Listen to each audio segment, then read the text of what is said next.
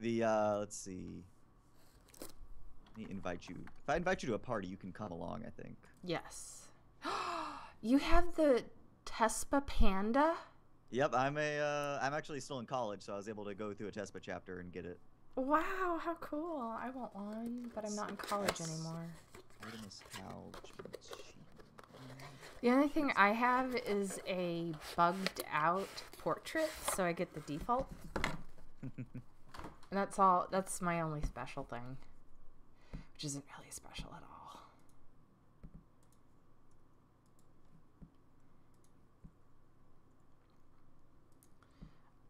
All right. Wow. I know these guys. Percival, Sleepy Bear. I think this is RFS, this looks like. RFS. Okay. Well, let's see. Where are they in the bracket? RFS Gaming versus Rando Storm. Rando Storm. What a great name. What a great name. Let's see. What's this RFS? What does that stand for? Okay, so really funny story. When... Was that what it stands for? No. Really funny story. Wow, that's pretty clever of me. I did a pun without even trying. Wow. Yeah, so Percival started the whole team, and he told me that it stood for really fat slobs. And then some of you guys know Paul, who's their manager in Murrum. He was told that it stood for Red Flower Society. So he went around saying that's what it was when it wasn't. So it was kind of funny how he's correcting him on his team name in chat during the tournament. I was like, I was told it was something else. Oh, another thing we got feedback was we need about 25% louder on me. If we can do that, and then I'll be perfect apparently.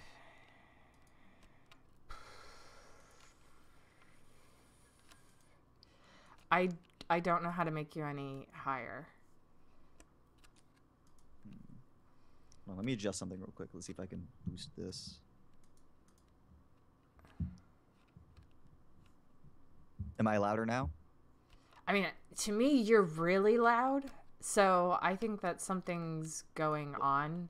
Am I louder here or here? I don't know what those two are referencing. Well, I'm trying to adjust some stuff over here on my side.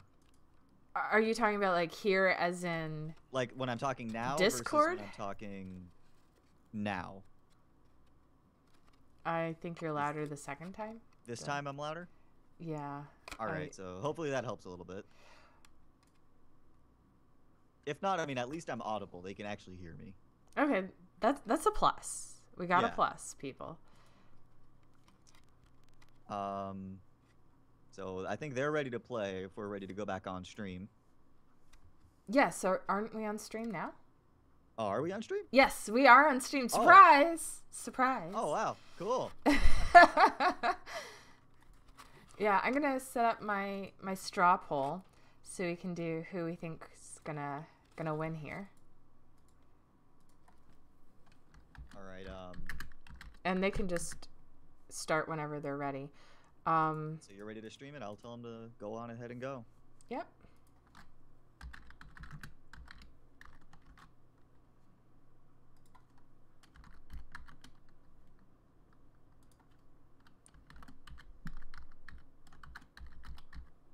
Let's see. So what are our teams again? We've got RFS Gaming versus Rando Storm, was it? Yes. Yes. Yeah, Rando Storm.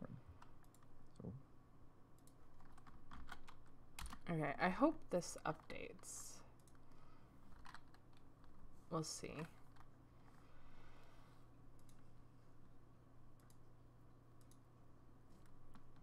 So this is the poll. You guys can vote in to see who's gonna win.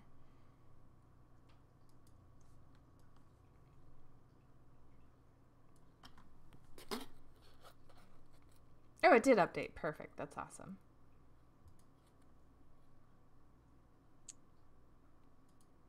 Oh, here we go. Now we're all in the lobby. We're all ready to go. Hot stuff. Alrighty. Getting into the first game for week 3, the Random Championship Series. It's NexARAMas. NexARAMas. Get your ram on. So let's see. I'm gonna predict there's gonna be a murky this game. I'm calling it. You're calling it? Calling it. See, I'm friends with RN Jesus. He keeps me in on the know. You know. Ah. What's going on? This one's gonna have a murky, and the next gonna have two Li Mings, actually, one on each side. Wow, that's pretty ballsy prediction. Well, so we'll see if I'm right. Almost all loaded in. I think we're about ready to go into.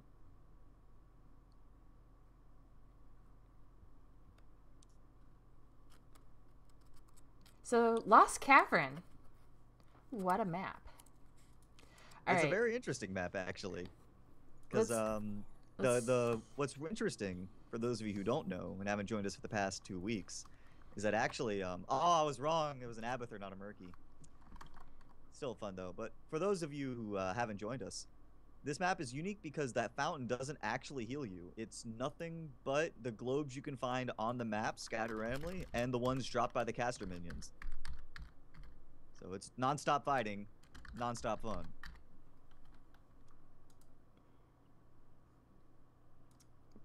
Let's see. On the red team, it looks like we're going to have a Gray main. We're going to have an Anubarak. We're going to have a Zagara, a Kael'thas, and finally, that's a Tyrande to be their support. Meanwhile, on the blue team, we got that Abathur that I mentioned earlier. We got a Vala. We've got another Tyrande. We've got an Arthas and a Jaina. Looks like we got a little bit of cold Wombo combo there with Arthas and Jaina. Sorry, I'm just setting up the team names so everyone can see who's on what side. And the poke is already going on.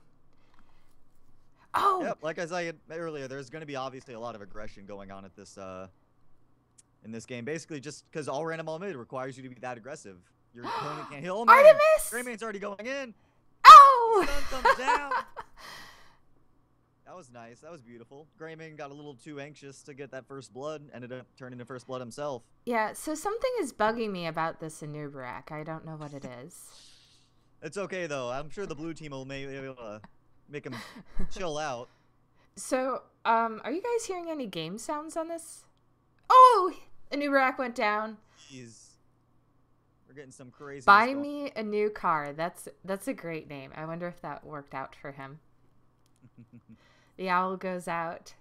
Sleepy bear hiding in the bush. Let's see. It looks like who was it? The first talent picking up by Tyrande was actually Mark. I think so I he's can. not going for that owl build. Oh, what's the command? Ah, there we go. There's our talents. Oh, meanwhile we got Gray main again, looking like he's going to be another death, but he's able to get out with just a little bit of help. Oh, the owl! Great owl. Go. Kill secure. Did you guys see the owl from yesterday? What was it? Naventic versus Cog. I didn't see that. What I happened? think it was beautiful across the map. Yes. Toronto went in to kill Felstad. And yeah, it was beautiful. Well, there goes Anubarak. Artemis is so low. So low, Artemis. Man, that's some risky business there. Oh, and here we have Percival in the corner trying to do his wormy stuff. It's interesting, actually. If he goes through there, the locust, it might actually come out through that bottom vent. Oh, yeah. Them to believe he's actually in there. They might go there and get baited out. It's actually pretty smart positioning. Yeah. Although we still have, ooh, that's a nice blizzard that lands in. The stun, the root comes out. Goes wow. Down goes PT, but then when they turn on Artemis, see, take him down. Anubarak's desperately trying to get alive. He's able to burrow strike his way out of there. That was really good. Wow, I thought that was going to be a little more deadly, actually. Both teams got off pretty easily with just one death. Greymane's such a good finisher. I mean, you get low, and you're within striking distance, you're in trouble. Stun comes out on both Zagara and Tyrande herself finishes the job. What a sneak attack. Meanwhile, though, we got the Impale coming out. Gilnan Cocktail comes out, doesn't deal that much damage. Gilnan, the man, though, comes out. Tries to finish the job, but can't do it. Stun lands on Arcanus, but it's, or sorry, Arthas, but it's not going to do much. Meanwhile, Jaina's going a little forward there. Playing hard to go, but paying off, I guess. Stun misses. Oh, here, Nubarak, he's rooted down. He's going to be able to tunnel. He gets just fine. No, the stun comes out from Toronto. Oh. Meanwhile, though, it does cost Jaina her life. These games are so much fun because it's just like, boom, boom, you're dead. I know, it's great. Non-stop action.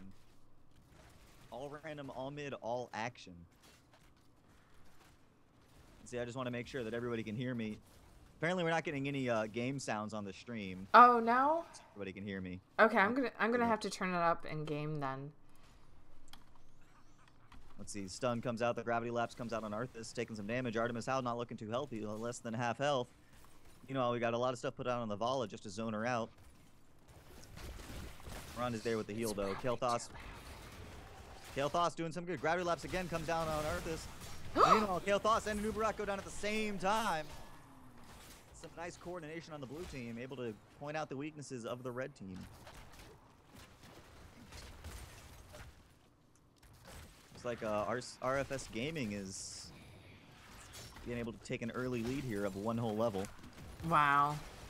What's the score count? 10-2? Currently, yeah, we have got 10 kills, 11 kills now, actually, because they just took down Toronto, who's playing a little too far outside of her own little safe area in the base. Yeah, and apparently our audience is thinking the same thing, that RFS is going to win, because we have 57-42. Ooh! Crazy. Life, but they are able to get the gray main. You know, it's actually pretty interesting if you look at it. Arthas has a very good clear. Meanwhile, Arthas himself gets cleared out. He's trying to clear out some of the tumors that I was just about to mention. Baited. A little bit of a talk coming in between from Arthas. Acting like she was some smart bait, but we'll see if that pays off in the end. You know, what I was going to say was that Arthas can actually, since she has AoE damage centered around him, he can pretty easily clear out the creep tumors of Zagara, and everybody knows that a Zagara without creep tumors down is very, very, very hard to play. You need those creep tumors to be able to do pretty much anything. Sleepy Bear! The sun comes out. Oh man, down goes Kael'thas. I guess he didn't get his car. Nope. Oh, the stun comes out. Oh, lands on three of them. Three-man stun. Drew comes down on Zagara, and she's able to just... She gets quickly. I have to note that that was all without the Jaina. The Jaina was still dead for all of that fight, I believe. So they took that effectively, I believe, 4-5. Yeah. Really 3-5 because you have the Abathur in the background. RFS doesn't mess around. And it looks like they're going to hit 10 soon. So this is going to be a game changer. Oh, man. Greymane and not able to get out. The bug was able to get out, and Nubarak managed to live, but he left behind that Gilnean man. You know, and this is really hard to do with RFS having Abby. Makes him really tanky. I mean, he naturally is tanky just because of the ability for every third attack when he gets that talent, at least, which I'm assuming that talent was chosen. That Oh, here, we'll put it up. Let's see.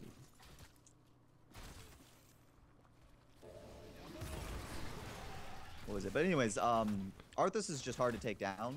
He's not the top tier of warriors, I think, in this meta, but at the same time, the enemy team for them has Nubarak, who also isn't really in the top tier either. So we got a nice slugfest going out between them. Well, they both hit 10. And if I were clever...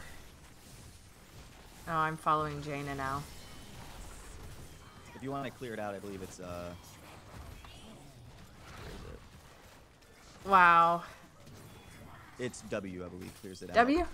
Oh, no, E. E, there you go. No, that just cleared the... It's supposed to... Oh, no, there down goes... There we go. Tyrande is not looking too healthy there. That was basically a full 5-man wipe for the blue team. RFS Gaming looking pretty strong, pretty dominant, taking out that fort. Oh, Abby's gonna come here. Abathur's showing up. He wants to get a slap vest on. What are you doing up there, Slug Man? It's too bad we don't have a Falstead on the other team, because I would like to make some early bird gets the worm jokes, but alas, alas.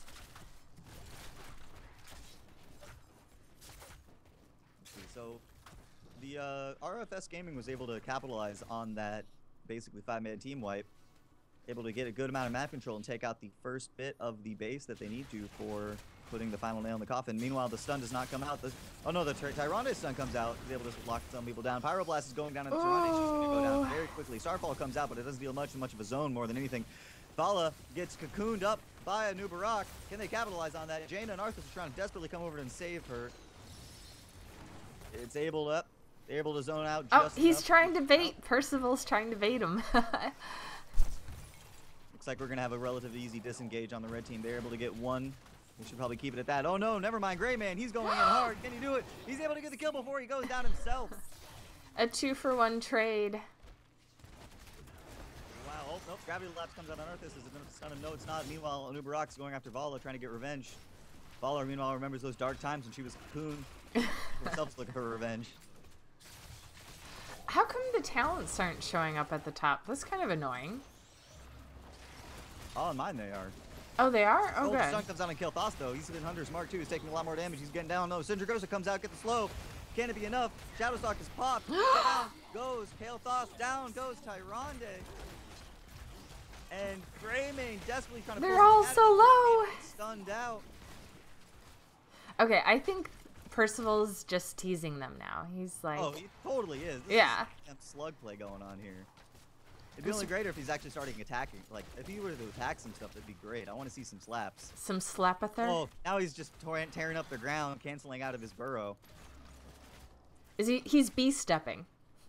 He's doing the Abathur B-step. It's ridiculous. Alright, so, anyway, the Rando Storm has been forced back into their base, right by their last fort.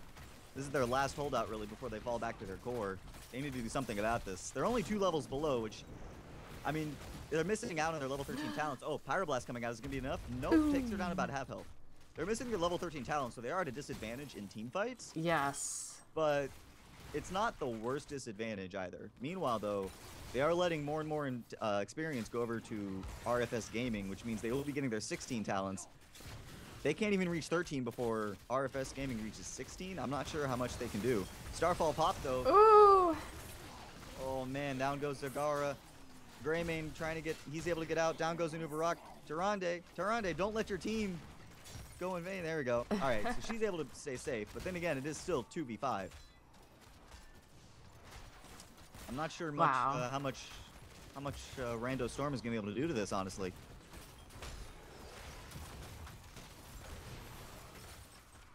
They're diving as much as they can. The Ring of Frost comes out against both of them. Oh my gosh. Oh, there we go. Now she's down. Tyrande looking a little low there. Might want to retreat a bit. There you go. Now you're safe. I'm wondering if an owl's going to snipe her. Oh, that would be beautiful. Tyrande killed by Tyrande. Meanwhile, oh no, the stun comes out. The roof goes to Nubarak. Squished like the bug that he is. Kel'Thas, though, he's going down too. Popped. I'm not sure how much they can do to this. They managed to get their level 13 talents, but like I said, RFS Gaming managed to get their level 16s. The root comes out, but it does not hit. Meanwhile, if you do notice, by the way, the Tyrande on oh my gosh. blue team. That's probably a team wipe for them. Yeah, there's the team wipe. The Tyrande on the blue team did actually spec for the owls.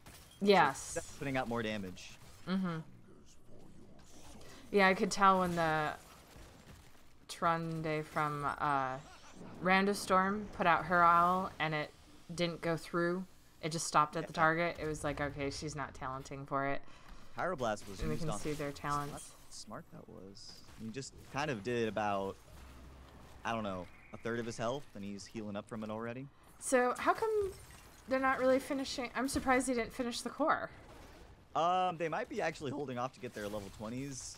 At the same time, though, the core does deal a lot of damage, and it deals a lot of damage in an area. So they might be playing it a little safer just to be sure. You know, if they get a little too cocky, who knows? We might see Rando Storm get a full team wipe and bring the game back. And they're looking for... They're looking for it up here. They have that gate there to protect them. The stun comes out on 2, but it's not... There's no follow-up on it. They have them separated a little bit there. Looks like they've grouped up now, though. Rando Storm is falling back to their core, that relative safety of... I guess the melee damage. So Root comes out on both. Oh, no! Oh, man, wow. Oh, my gosh. 4 of them. Zagara's in full retreat back to her core. The murder. 2. The murder. All she can do is dance around the core if she wants to, or she can go back to her healing fountain and just hope. Nope, she gets Ringer Frosted dead. GG is called out. That's going to be the game, and RFS Gaming is going to take that to move on to the next round.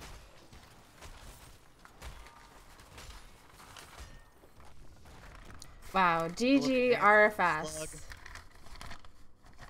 You gotta love that dance there.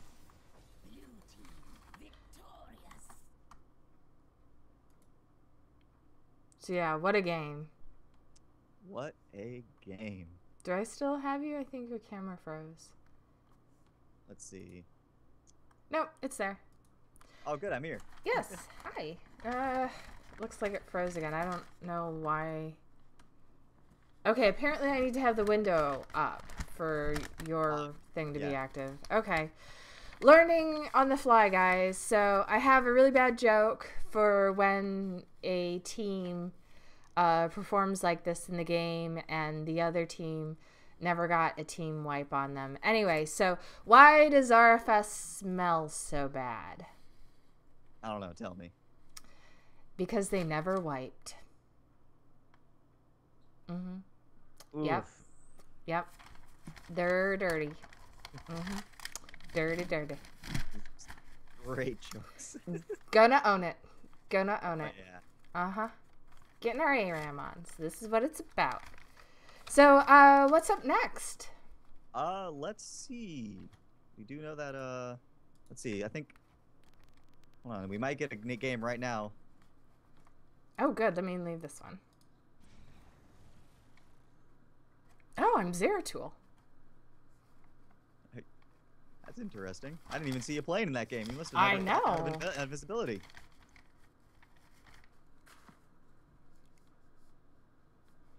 All right, so okay, hold on. Looks like we're gonna fix our volume first. So I think we're gonna take the stream down for a bit, just real quick. Okay. So I wonder if we can take a look at the bracket. I'm sure we can actually. I'm looking at it right now. It looks like we haven't had that game we just... Oh, no, it is. It has been recorded, and it looks like we're on to the... We're only waiting on one more game from the round of 1 before we have all of them finished. It's the SRG Infested versus the Young Woodies. Wowdies? Woodies? Wowdies? Probably Wowdies. You probably know better than I do, so... I haven't seen their name before, so... Let's see. We have one team that's actually advanced all the way to the round of 3 already. That's 40 Hands, coming over Lily's Adventures on their way here. That's fast.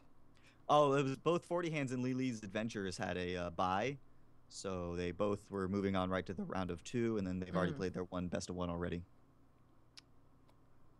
So let's see. Artemis has invited us. So that's going to be. It looks like we're going to be looking at RFS Gaming versus the champions of last week, Barrett Brigade. Oh wow. This is going to be interesting. Oh, yeah. Oh, looks like everybody on a team on RFS Gaming actually has put in their ranks now, so you can see that they're all rank 1. Not a stacked team at all. Nope, not at all. All right, putting up our poll. Actually, I don't see this stream up. Are we on 100% for sure? I believe so. It's on a delay. Let's see. Am I...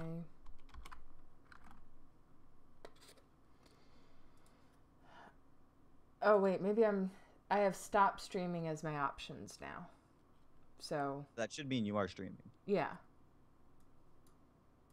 Yeah, it's probably just the delay. Still waiting on. I tell you guys, if I do a poor enough job, they won't let me do this again. And I'll be like, yay, well, next time, get somebody else.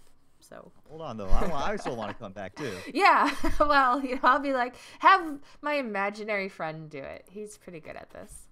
And nice casting, by the way. Thank you, because I'm all like, yeah, that thing happened.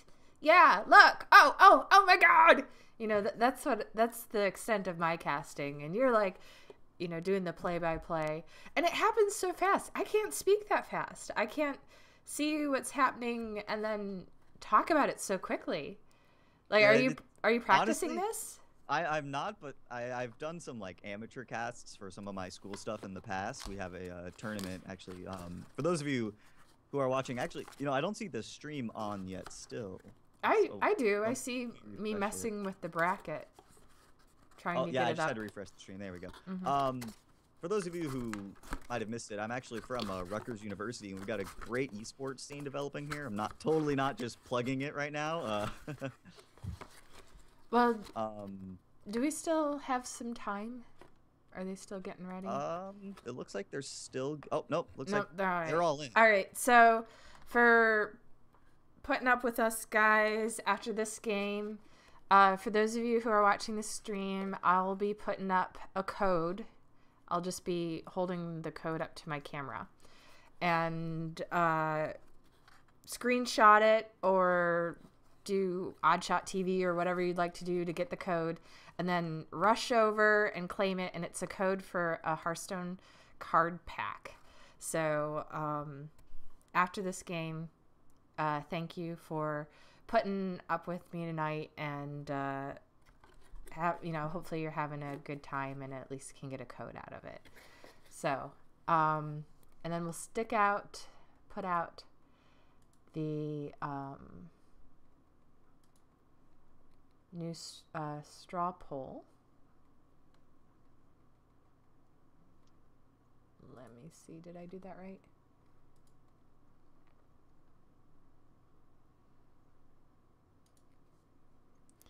Yes, here it is.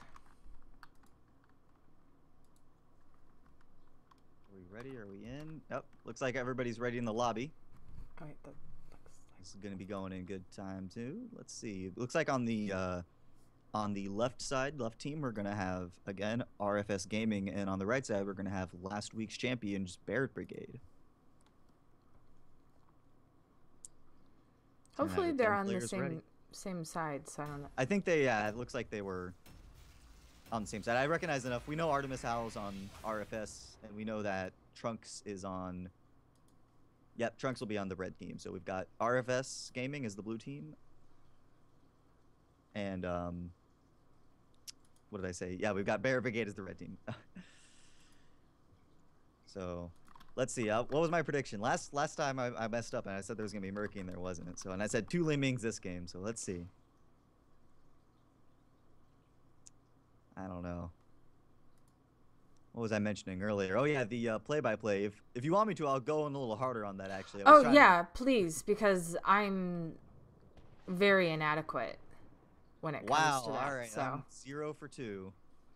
Looks like on the blue team here, we got a Johanna as the tank. We got a Tacitar as our support. We got a Sergeant Hammer, a Kael'thas again, and an Illidan. Meanwhile, on that red team, on Barrett Brigade, we've got a Tyrande again. There is a lead. No, that's Jane, actually. I was right on that one. We did have a mirror match, just not the mirror match that I thought it would be. So, interesting thing to note, though, is that definitely for RFS Gaming, they've got an interesting support, mainly because his primary heals are from the shields that he puts out. He doesn't really do that reactive healing. Oh, I got a Sonya joke for you, since we have Sonya. Okay, why is Sonya always in debt? Why? Because she charges too much.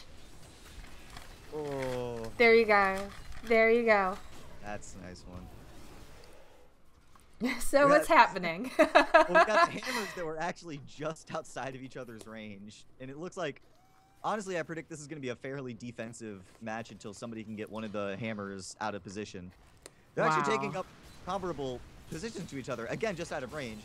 Stun goes out on the hammer, though. Dunk comes out, dealing enough damage. Not so much, though. Tyrande is getting gone on. She's in the back line. Johanna's going through forward much. Not so much. The Illidan's able to distract him a bit. Wow, Tassadar got a little low, too. I didn't even notice that one. Overall, I give that about an even for both sides, even engagement. They both need to just play it safe. The glory of Illidan in all random all mid is that since he can heal off from attacks, it's a little easier to just, you know, maintain that level of health that you need to stay relevant. Sonya got a nice latch on, but isn't able to do much with it. The living bomb goes out on her. Artanis looking, or what am I saying, Artanis? I always get those, you know, those Protoss all confused. They look the same.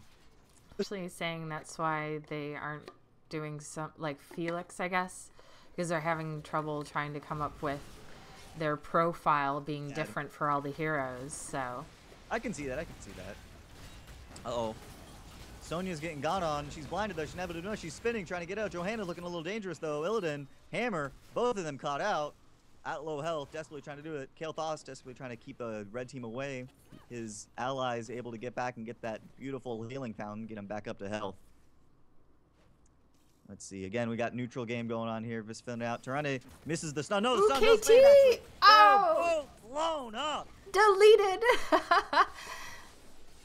Hammer able to provide enough pressure to keep the red team from going any further, but that is still the first kill going the way of Barret Brigade, showing why they are the champions of last week, and they're looking for it this week too. And overall, you can look at the red team. It's pretty obvious. Barret Brigade's pretty high on health. Meanwhile, we've got, let's see, Illidan, who just took a little more damage. He's not looking too good. Hammer is a little over half health now, but she wasn't looking too healthy earlier. Both teams are level 4, and there's not that much of an experience difference, which does mean that they've both been getting full use of these creep waves.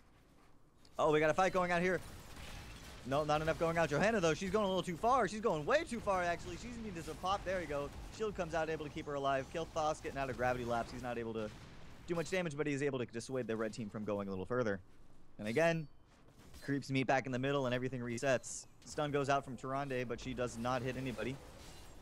Sonya, though, on the other hand, she's going hard on it. Johanna gets the sweep. Oh, man. Johanna's getting focused.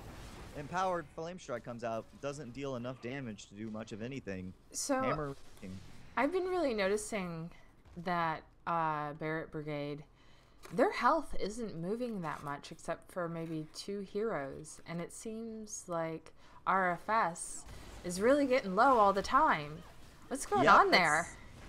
That's partially from just the ability of Tyrande to, she can throw out those heals, whereas, like I said, Tacita earlier, all his heals are just mostly the shield. You can talent the shield where it gives health on each attack, but that's not that reliable, honestly.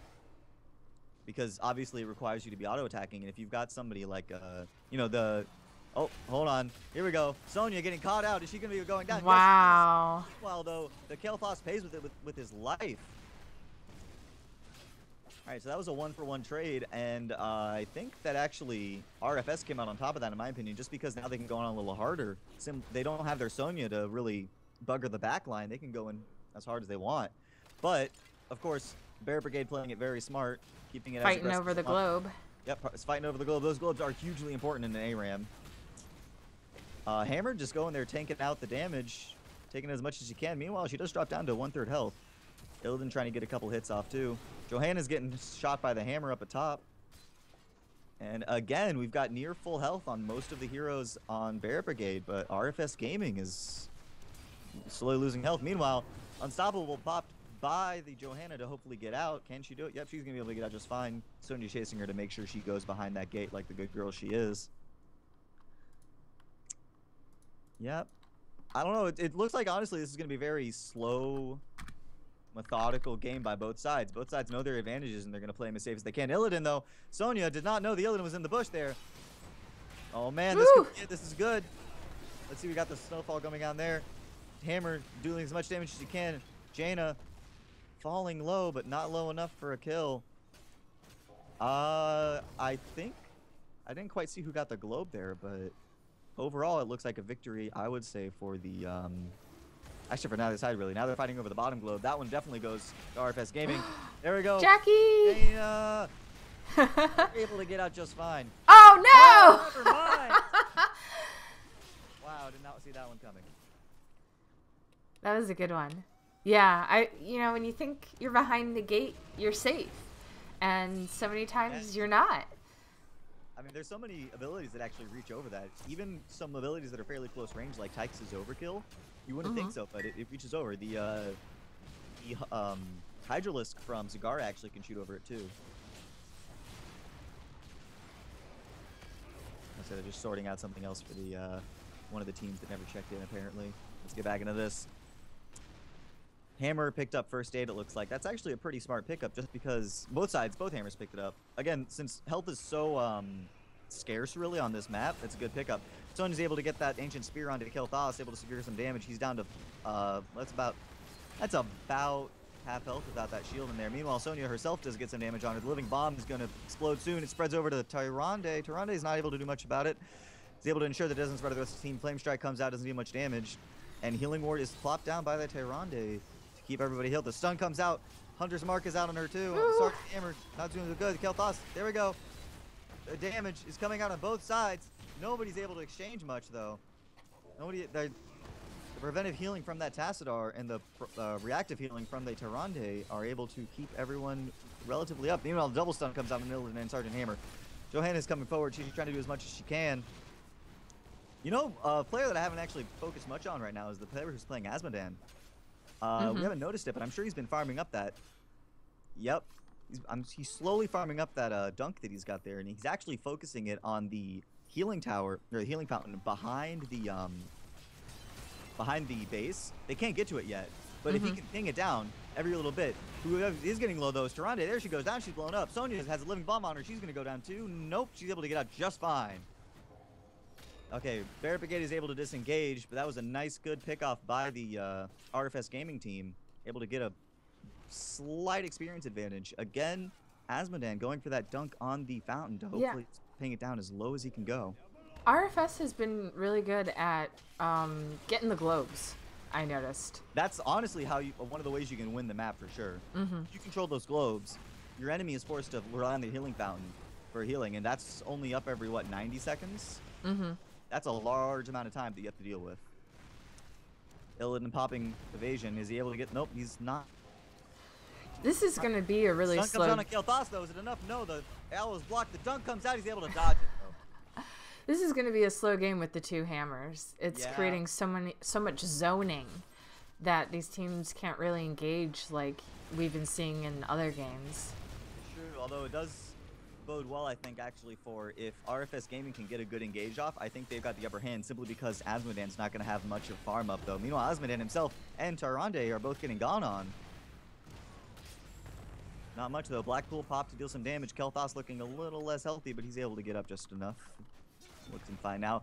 Interesting thing to note, Kel'Thas actually went for the build that focuses on his orbs that give him mana and HP whenever he activates them, which is a very good sustain build, I think, for this map. For the same reasons I mentioned earlier, because of that issue of healing and mana.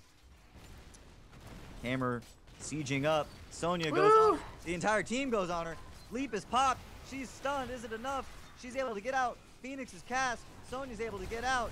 Hammer is down. Wow, oh my gosh. The towers are all down, and now RFS Gaming is walking all over it. Wow. Us pushing his luck, though. He's a little too far forward. There we go. Illidan's able to pull up. There's some zoning going out. Ringer Frost is able to catch out Illidan. Illidan, your dives. No, he's able to get out just in time, and Jaina goes down. Oh, no. Yeah, Jaina went down. Yeah. Wow. What a turnaround. So, like I mentioned earlier, I'm not sure if I got to the end of the point, though, but all RFS Gaming had to do was get a good team fight started, and they could just snowball into it. Because like you said, the hammers are going to be the main siege problems where you have to fight into them, but once you can get close enough, I don't think Red Team has enough peel to get the people off of the hammer. Because what's Azmodan going to do? He's going to pop a dunk and maybe use his channeling ability. And well, would it matter how many stacks he has? Because I know late game, Azmodan can just do a number. I mean, especially when they're grouped up like this. Look at that dunk that just happened. Yeah, but the thing is that now that it hadn't progressed to that point. Now that it is, there definitely is. Like you mentioned, it's an important thing you got to watch out for. That dunk is going to be dealing a lot of damage. I don't think we can actually. Can we check how much damage it has? I'm not sure if they have this in here yet. See, there we go. I can't see it, so you're gonna have to read it off to me. Oh, Oh, which one would you like? The Asmodan? Has on his 47,000. 47,000. Oh no, on his Q, how much bonus damage he has. Oh no, I can't see it. I was trying to mouse over it, and I don't. Yeah, they don't think they have it for casters. Anyways, though, what you did see though was that it took about half of the remaining health of the Kael'thas, so it is a good chunk. And he did, I believe, talent it so it does damage over time too, which is of course annoying, especially because healing is so limited. But RFS Gaming is still keeping the pressure on. They're not letting Bear Brigade really get that far out of their base. They're controlling all of the globes, leaving Bear Brigade with really not much. There's one globe area that they're also controlling right outside their base, and all they have is a fountain. They're putting out a lot of damage though. Oh, they're going on the hammer though. The stun comes out from Tyrande. The wall! The wall is blocking off. Hammer's able to get out. Shadowstalker's pop. Metamorphosis is pop. Ring of Frost gets Illidan! Hammer. Illidan is looking so low. The shield comes out. The leap comes out. Down goes Illidan. Johanna's in D2. She pops oh no. This isn't looking so good for Bear Brigade. A 2-for-1 trade. Hammer again just sieging up. Bear Brigade's hammer is able to siege up and do a lot of damage too, but the hammer on RFS Gaming is able to put out more than she can put out, it seems. Oh, Sleepy Bear, wait for your team. Yeah. Come on, guys. Be very, get the globe. Very careful. They definitely don't want to get caught out too, because they do have that 2-level advantage. That can go away very quickly with a good team fight, especially because they are down Illidan, who's going to be one of the most annoying people to deal with, I imagine, for Bear Brigade. Illidan, I mean, they did nerf him in the most recent patch, but I still think he is an annoying hero to deal with overall. He's extremely fun to play, don't get me wrong. Oh, yes. I love him. I die all the time on him. I'm a bad Illidan, even with the new changes. Just get angry and then let them feel the hatred. I do, but I'm 1,000 dies instead of dives. Feel the hatred of 10,000 feeds. Yes, exactly. I'm Chef Illidan. How would you like your ham? Let's see what's going on in this. Yeah, I don't think Asmodan's farmed up enough on that dunk, actually, for it to matter much. He still needs a good bit of time. That's the biggest problem with Asmodan on this map, I feel, is just because his farming ability of the creeps isn't that... I mean, on one hand, you think it would be good because you have 5 people to clear him out. Because after you do the dunk, I believe it's a 1.5-second window for deaths to still count. Ring of Frost comes out. It does get 3 of them, though. Johanna's going down. Jane is laying in the hurt. Down goes Johanna. They're laying in on Taskmaster. Sonya, can't you do it? Gravity Lapse comes out. The wall comes out. No! Counter to Donald Trump. The turnaround. Illidan fighting for his life, desperately trying to get away. Hammer chasing him down. It's a tank versus a man with glaives, and everybody knows how that works out. Wow. And Johanna or Jane are able to finish out. That means it's a 5-man wipe. I guess that Bear means RFS is smelling better since they've wiped. I would make a joke about TPs, but obviously they can't teleport back to base because Hearthstones are disabled in this mode. No, they're not. Oh, they aren't? I thought I could have sworn they are. No, I don't believe so. There's just no point because the Hall of Storms doesn't give any health regen. I'll have to check that out when we're in between games just to be sure. Let's get factual information here. But yep. So the hammer actually took gradiating range. I mean, she's slowly getting more and more range. The stun comes out on Johanna. Johanna, she just came back and she's already almost at half health. That's ridiculous. Wow. Line comes out on hammer though. She's not able to do much damage. Oh, the double flame strike talent picked up by Kael'thas. That's actually pretty good because the hammer. Percival's gonna surprise him. She can stand there and just take it. Yeah. She's gonna quickly learn that's not the case. Oh man, this is tense now. Both teams know the next team fight could decide it very easily. They're gonna fight over the globes? They need no, this. they're gonna go top first. That's actually a fairly good giveaway, I think, for Bear Brigade, simply because it looks like majority of the people on the team do not need that for RFS Gaming. So the bottom globe is the main fight. Stun comes out on hammer. It's not enough to do much though. We do have Johanna. Oh, Johanna's getting gone on, but she's able to disengage, popping her unstoppable. Hammer just putting out the damage. Look at that range. Oh yeah, talenting for that. What did the hammer on the other team pick up? Let's see. She picked up graduating range too. Yeah. Shadowstalk is popped, though. I don't think they saw him coming. Illidan dives in. He's got the Metamorphosis off on a few. Ring of Frost hits nobody. He's going hard, but he's able to get out. Wall popped in a most interesting place. Leap used to stun out those two. Johanna. Oh, man. Wow, I thought they were going to retreat, but no. Sonya went on. She's getting gone on because of She's charging too much. Oh, the stun does not hit anybody. They're able to get out, too. Oh, Sleepy Bear diving in. Johanna. Jane is able to get out. Down goes the hammer. Sonya, what are you doing? You're only one girl. Hammer. Oh my god. RF Ascetics. Come on. He's able to get out. Oh, Sonya looking low too. Desperately trying to get out. Jaina. Oh my, and Jaina. You need to retreat, girl. There we go. The heal comes out from Tyrande. He's able to save her. The stun goes out on Tassadar. Is he going to go down? Nope. Just get some plink damage going off. Kel'Thas able to go and save her. Oh man, Sonya deep dives in real deep. The living bombs going out. Shadowstalk pop to get the heal off, but can it be enough? Nope. Yep, just enough to save her. Stun goes out. He is able to hit Johanna. And they actually secure the globe. The globe, yeah. That helped a lot, and they're going down to pick this one up too. That's not going to be very good for Bear Brigade. They just spent a long time, as you just saw, fighting off that map or that little matchup, and now they're noticing that 1, 2, 3, all the easiest globes for them are just gone. Mm-hmm. Sonya might be getting caught out though. She dives in on the hammer. She didn't enough. No, she's small. The wall comes out. Healing is as much as it can though. Johanna's about to leap. Down she goes. Stuns up 2 of them. Phoenix is tossed out. Sonya going in too deep into the Phoenix. Oh no, Sonya! Frost gets 2 of them. That's going to be mainly. Oh no, Metamorphosis pop. They get the dives. The dives. Lower, getting lower. Is it enough? Jaina's able to get out. Down goes hammer. Oh my gosh. Lives. We're looking at a 5v3 now. I'll press their luck.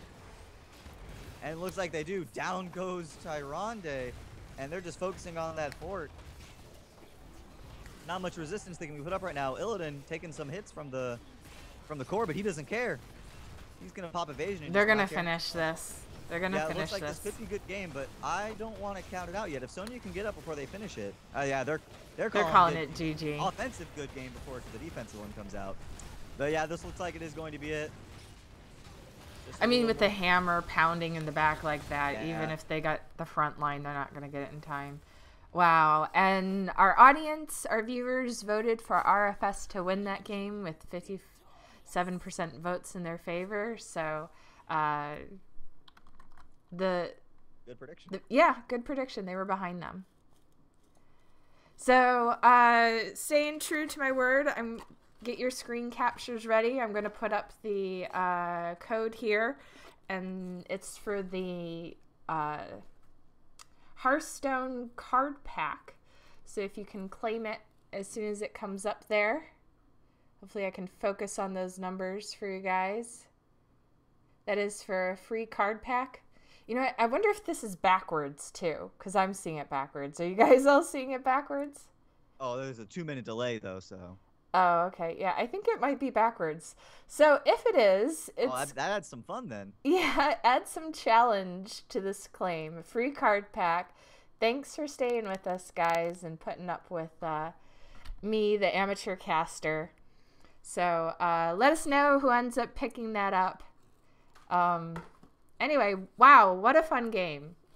Let's check out the brackets and see what else is going on. That's surprising though, because that means that the winner of last week's tournament, Bear Brigade, is now out of it. That was a best of 1, so they're gone. RFS Gaming took them down. Let's see. According to the bracket though, the round of 3, 4, and 5 are all best of 3s. I'm not sure if that's a typo, because the last week's tournament. Oh yeah, that is wrong. I can go in and fix that. It's this really, really annoying bug that happens every single time. And we always fix it. And we copy the tournaments, and for some odd reason, it always changes it back, even though we've corrected it every time. So well, it is what it is. We should be bug stomping experts by now. We figured out all the kinks in the stream, more or less, so should be nothing too hard for you to handle. One would think. All right, let's see if that did it. That looks like it did it. Okay. Best of one, Oh, best of one. here we go. Let's see. Yeah, it looks like all best of ones now except for the finals. Perfect. I'm actually fairly interested in now for the next match of RFS Gaming because it looks like they, depending on who wins the match before them, they might be facing Illidan Did Nothing Wrong, which, for those of you who don't know, I contributed that name. That should be a team of nothing but free agents, unless they decided to get back together into that name. I'm fairly proud of it because, honestly, you know, Illidan did nothing wrong. It's all Malfurion's fault. Mm-hmm. Let's see. So, let's see if we have anybody else who wants to be cast. I think we might have to kill some time. You have any more jokes that you want to read off? Sure. Oh my gosh. Okay. Okay. Getting out my paper for you guys. All right. So I was talking to Stitches last night. You know, Stitch is my bud. He says that, you know, being undead and everything, and he's all stitched together. He's complaining about how his left arm fell off the other night. It's like, wow, man, that sucks, you know? But he's all right now. Oof. Mm-hmm. That one left me in stitches. You're stealing my jokes. Quit it. Oh, was that one on there? Yes, that was one of my jokes. But I think that one's kind of a gimme. That's kind of a, you know, that's kind of a gimme. Okay, this one. Oh, sorry. Finish that joke. I think we found another match. So tell that one, and we'll be getting in soon. Okay, all right. So I've been trying to figure out where the next new hero comes from, but I just can't trace her. All right, on that bombshell, we'll get into the new game. So, we got the lobby ready. You just join up and we're ready to go. I'm not in it yet. I see myself by myself, so I think you got invited, but I didn't get invited. If you go to the friends list, you can. I think you can join off of me. Okay, let's see. Sonic Destroy. Join game. All right, we're in it to win it. So let's see. We've got that means that it's going to be 40 hands is going to be on the red team, and Void Prisoners is going to be on the blue team. All right.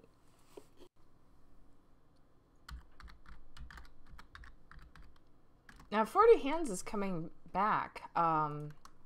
They've been in the tournament before, so I wonder. Yeah, actually, I've had have the JRM 11 on my friends list, so that's why I recognize the 40 hands team. They seem pretty good, actually. Should be a good match, hopefully. Who is it again? 40 hands with. 40 hands will be on the red team, and who is it? The Void Prisoners. Void Prisoners will be on the blue team. Okay.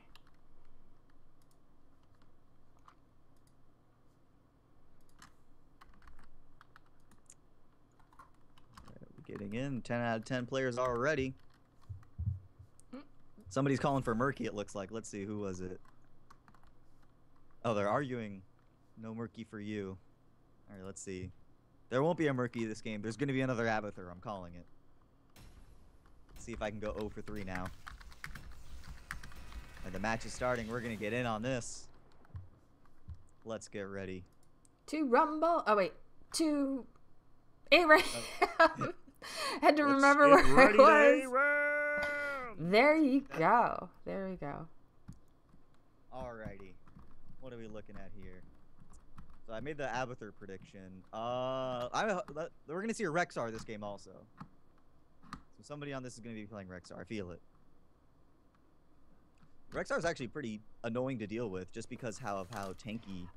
I bet he's unbearable. All right, I'm wrong on all accounts. Oh, no, there's an Abathur at least. All right. Oh, we got that Abathur with a master skin coming out here too. So anyway, what do we have? We have on the Void, was it Void Prisoners? Did I say there were? Yeah, the Void Prisoners. Doubting myself for no reason. Void Prisoners team, we got a Kel'Thas, we got a Nova, we got an Abathur, we got a Leoric, and we have a Tassadar. Kel'Thas, meanwhile, is lamenting the loss of his living bomb glitch. On the 40 hand side, we have an Uther, a Stitches, a Nazebo, a Rainer, and that flying man known as Falstad. Early Bird did get the worm too, actually. He's able to get that. He gets two things. He gets the globe for his team, and he also gets a living bomb in return. Meanwhile, the globe on top goes to the Void Prisoners team.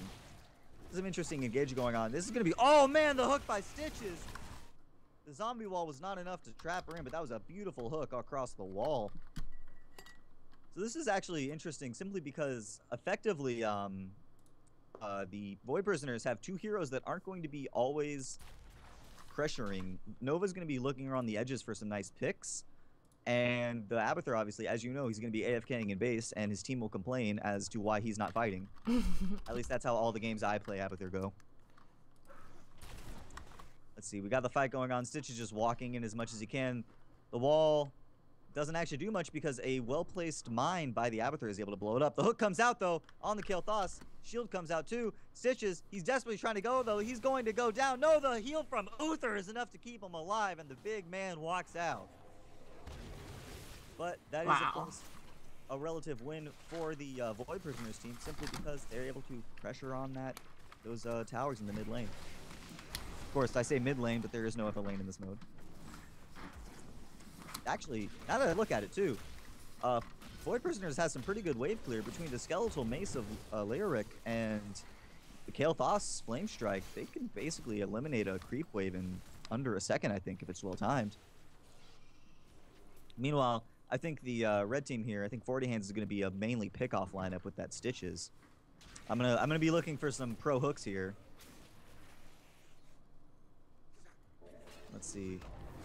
Again, some attempts at wave clear coming out. Living Bomb. There goes the hook, though. The stun comes out instantly. Zombie wall enough. The zombie wall does not catch him out, but he still goes down. It actually catches out two of his own teammates. But that still results in a kill. Kael'thas is the first blood. Good job, 40 Hands. Looking for them pickoffs like they can. There you go. Fighting over the globe. Fighting, fighting. Can they do it, though? Hook comes out, doesn't get anybody. Jimmy's desperately trying to do. He's able to force him off. Hey, man, he going in. Down. Leoric's able to... Oh, no, the stun comes out. He went right next to Uther. Just presented a nice, easy target. Goodbye, tacos. Zombie wall blocking out Kael'thas, but they're able not much to capitalize on it. Steven! Let's see. Falstad picked up Gathering Storm, so he's going for that mage, the Hammer Mage build. They're fighting over that top. They already got it already. That's nice. Living Bomb is out on. There go. Down goes. Nope, the heal's going to be able to save him. Wow. This Uther is on point with his heal. He is. He knows what's up. Kills effectively that should have gone to Void Prisoners that have been completely denied. Good job on his part. Let's see. The Abathur Mines are doing a good job too, dissuading the 40 Hands team from going too far to the globes. Random hook comes out from Stitches, desperately looking for somebody. He thought there was somebody in that vent, but there was maybe Nova? Yeah. Good Eye can actually spot Nova, though, unless she's hiding over on those edges like she does like to do. Let's see. What's the best way that they have to deal with Nova, actually? They don't have that many really good... Like, you don't want a strong AoE, just plop it down on the map and show the Nova, but... Well, it is Nova, so you don't really need to do much. True. Is the Nova going to go Snipe Master, I wonder? That would be interesting to see pick up, because obviously since this map is nothing but non-stop fighting, you can get those Snipe Master stacks pretty quickly.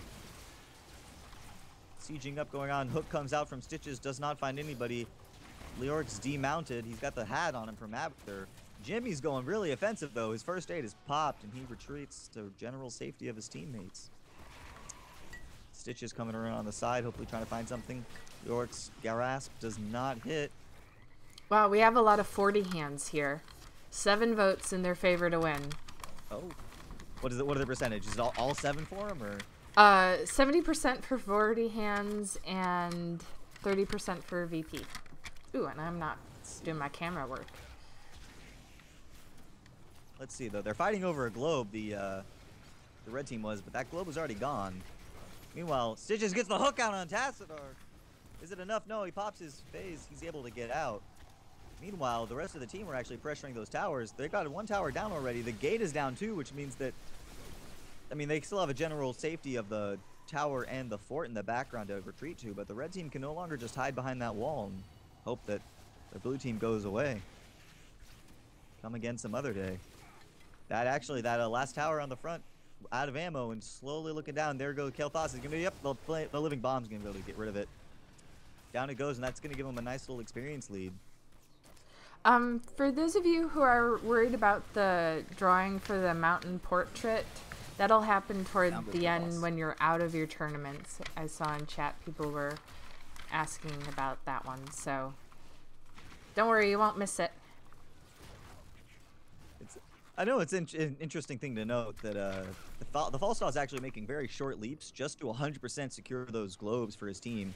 I mentioned it earlier in one of the earlier games, but those globes really are the essential to winning this map, I think. Yes. Assuming both teams have about the same skill level, whichever one manages to control the globes, I think, is the one that will win overall.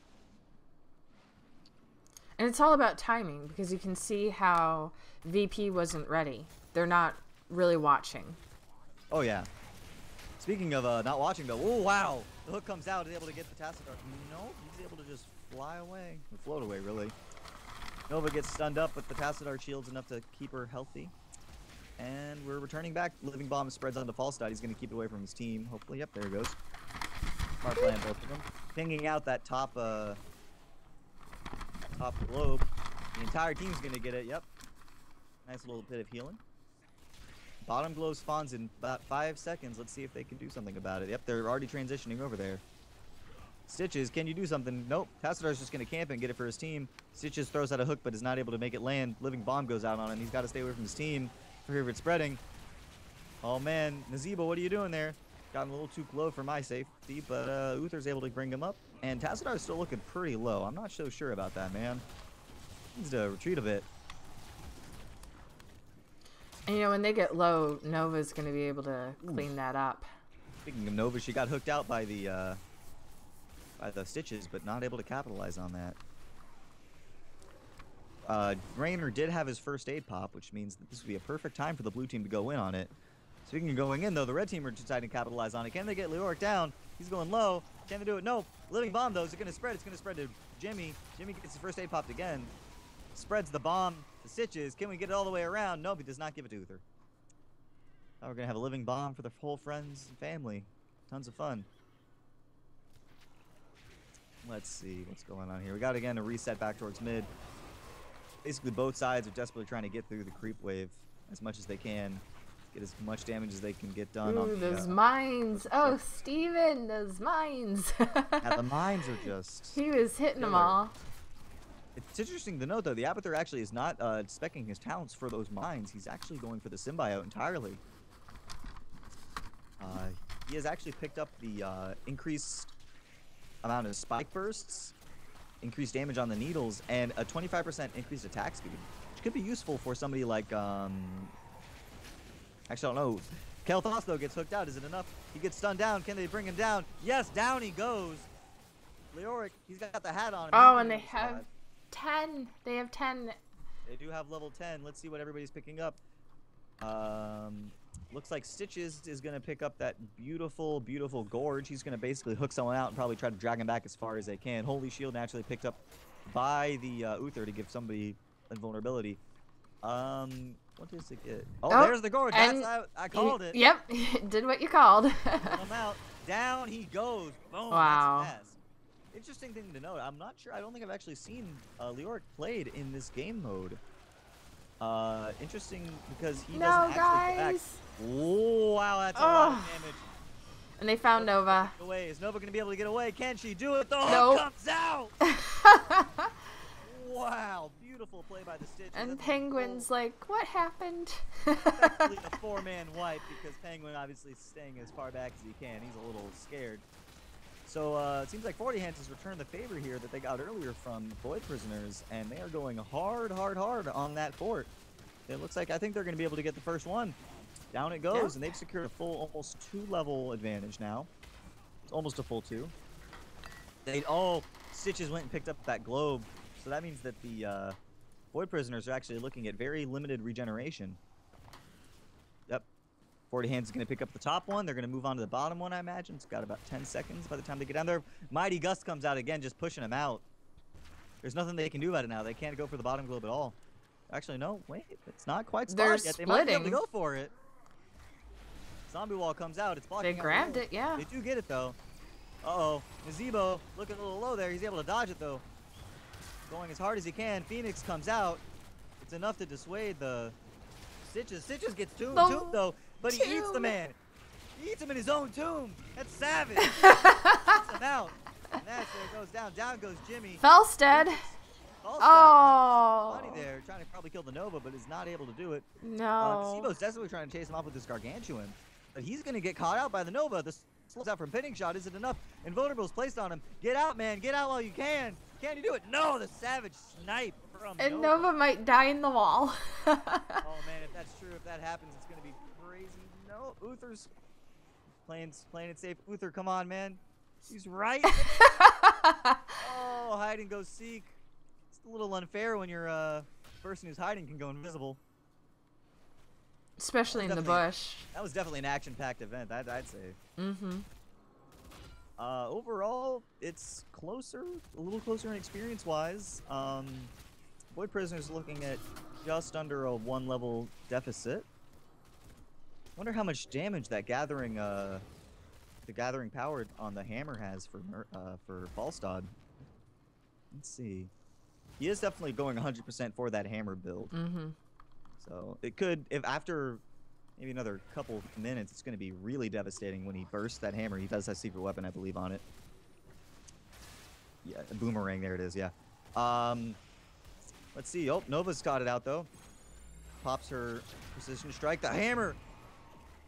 Hammer's dropping. It doesn't deal enough damage. Wow. KT's dead. On the KT, he's just deleted. Go back to your mana addiction, man. You're not going to find anything here. So let's see. Looks like we've got a general retreat from the Void Prisoner side. And everybody looks relatively healthy on 40 Hand side. It looks like they're going to try and do as much of a push as they can here. There we go. Perfect evolution. Used up on the Nova. Down goes the Nazebo. There it goes. Now he's down. They paid for that. Down they paid for it. Oh, man. The hook comes out on Tassadar. He's able to go invulnerable. Phase shift his way out of there. Yorick can't figure out what he's going on. Hyperion's popped. Kael'thas, what are you doing? You're charging in there, man. I'm not sure what you can do. Yep, he gets demounted and he's just going to retreat back. Unfortunately, he does retreat along that path with Hyperion, so he's taking a few hits as he goes away. And it looks like the 40 Hands team just retreats to secure the globes. Probably a smart choice overall. Again, denying those globes to any potential offensive that the Void Prisoners team puts up. So they are effectively regrouping. Nazebo's about to respawn, and he'll be joining his team shortly. And we're going to have another 5v5 going on at the mid. Let's see what happens here. Oh, man, that hammer just does so much damage. I mean, it takes a bit, but definitely the hammer build on Falstad can be extremely damaging. Mighty Gust is used from it. Is it enough? Nope, the hook is missed. He was going for that Kael'thas. Precision strike, drop it. It doesn't hit anybody. Nova is singled out, though. She's got the damage being put on her. Aww. Down she goes. The Kael'thas got perfect evolutions, but the Abathur clone is now just chilling there in the zombies, not able to do much. Tassadar desperately trying to get out there. Gargantuan chasing him down. Smashes what he can. The hook! Not able to do much. And the gorge! There we go. The wall is used. Down he goes. The wall was just a little bit of extra. Entomb used on... Oh, man. Can you do it? Uther, can you do it? The light is with you. Can you do it? No, he's down. No, he uses his shield. He's invulnerable now. He's taking the fight back to him. The sun comes out. Down goes. Wow. Proving once again that the light will always defeat the undead. Nice hook there by the Stitches on that beautiful Locust. Let's see what's going on here. We got the offensive coming out. Kael'thas desperately trying to start with a Hyperion used. Gonna start wailing down on those towers. That tower has no ammunition. It's basically defenseless. Zombie wall placed down for some zoning. Completely destroyed by the flame strike. Oh, but the hook comes out. Is it enough? The stun comes out. The Mighty Gust actually saves him, I think. Yeah, I was just thinking that. That was a poor call there. Yeah, a little bit of miscommunication, I imagine. But now they're actually 40 Hands is in full retreat. Everybody is up to full strength now on the side of Void Prisoners, except for the Kael'thas. Hook comes out, stun comes out. They're just trying to zone him out. Ball side, looking a little, no, here you go. He's able to dash out of there just fine. Looks like Kael'thas is able to claim that top globe. The bottom globe is already taken too, so let's see what happens now. Abathur is still hanging relatively far back. He doesn't have to be too close because he's not specking for those locusts. Tassadar takes a lot of damage from that hammer. The Uther stun comes out, just kind of zoning stun, which is interesting to see. Just hopefully fishing for something to go on, although I think the man who should be fishing is definitely the Stitches. And Tomb comes out on Azebo, though. He's caught out. Oh, man. Kael'thas is eaten by the Stitches. Down goes the Phoenix. It's doing some damage. Is it enough, though? Jimmy was already blown up. The Precision Strike comes down. Is it enough? No. Not enough to kill the Nazebo. He's able to get out. Overall, it's a 1-for-1 trade. Both of them trade assassins. And it looks like 40 Hands is looking for more. They find the hook on the Tassadar. Hat is used on him, though. He's turning it around. They might be able to bring this back around. Uther hunting for that Nova. I'm really wondering why the Abathur cloned the Nova. It's not... I would imagine KT would have given them some better value. Yeah, I would think so too. But... I don't know, because I don't think you cloned the Snipe Talent Master, so you don't get that bonus. Yeah, it would seem smarter to use the Kael'thas. At the same time, though, teams do sort of normally have a reflex reaction to finding a Nova in that they all want to go on it. So if you see the clone Nova, the team might focus it, errantly thinking that it's the real Nova. And then they kill it, finding out, nope, it's just an Abathur. Phoenix does go down, though. It's more of a zoning. Not much going out there. Basically just tearing through the creep wave. Not doing much else. 40 Hands is able to retreat from it. They're going to fight over the globe top. Well, see. Oh, Stitches just takes it for himself. Greedy person it is. Again, there's the clone Nova. I'm not 100% sure about the choice on this. It is dealing some damage. You know, speaking of Fish Hook, it looks like the... Did he take it? No, nope. Entomb comes out. They're going on the Stitch. The Stitch is definitely trying to get out. Oh, man. There's not much being used. The Gust is used on the Nova, actually, at top to slow her down. They're trying to chase them down as much as they can, but both teams effectively disengaging from the fight and attempting to re-engage, but not doing much of it. Shields coming out on the Leoric, enough to keep him alive. Zombie Wall is popped. Leoric is dead. Tassadar is trapped, and it looks like 40 Hands are actually in a retreat. They're afraid of anything too crazy happening. Phoenix uses it again. Boom! Down goes the hammer on Kael'thas. Can the Stitches do it? No, he's not. The shield is there. The wall is there, though. Wall. Oh, man. Gorge is used on the Nova. She's inside that Batman. Down she goes, stunned up. Boom. Blown up. Wow. Okay, so we got 2 down. Hyperions use their siege and up that fort again. That Hyperion's actually a very strong siege target. It looks like Abathur is forced to clone that Kael'thas. He's doing as much damage as he can. Pick a random oh, the hook comes out again. Down goes the real Kael'thas, almost simultaneously with the clone. I have it muted. Gargantuan used. They're going to focus down on the core. This might be GG. There's not much to do about it. Yep, I think that's a good call that this is GG. He's desperately trying to save himself, but I don't think it's... Yep, down he goes. And in a few short seconds, down will go the VP having to have an Abathur and a Nova. That's just, you know, an ARAM nightmare. It can be, depending on the hero, it can be really good. Like if you have a Jaina on your team, the clone Jaina's chill actually stacks with the normal chill, so you get a lot of damage putting out, but that's really just one option. So that's that, and it looks like 40 Hands will be moving on. Yes, congrats to them. We can take a look at the bracket. Looks like they'll be facing Deepest Impact in the semifinals. Ugh, we're not doing the Cunning Stunts game, are we? I mean, if you really want to, I'm sure I can get us in it. Now, it looks like I think RFS and Dank Squad are still playing. Okay. We'll probably have to pass on that game and go for the next one. Let's see. Yes, they're still in there, 12 minutes in. We'll probably be streaming the match of 40 Hands versus Deepest Impact. I'll get us in on that one too. Okay, sounds in the meantime, good. though, I think we're going to be having some downtime. So if you have a few more jokes that you want. Yes. Okay, so Vela had issues accessing her money, and that's because the vault was on cooldown. I didn't really work that one out so well. I'll have to go back and try that one again. But I was trying to do something with vault and money. So if you guys have something clever for that one, let me know, because some of these do need some work. I post some good ones in the chat, actually. Yeah, well, we have Want to Hear a Joke, Woman Void Prisoners. So there you go. Wow. Sylvanas. You know, poor Sylvanas. Can't get a break. She has no friends. I guess she's been forsaken, you know. It's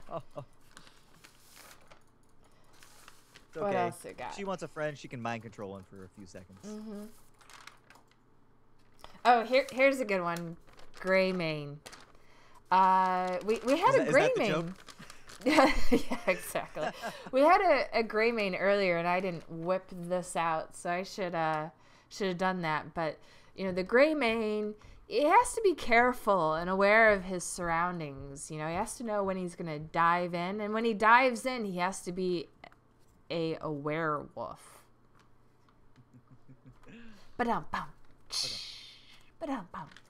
Oh, you know, I should put it on the... I'm actually in the lobby, so if you want to join up.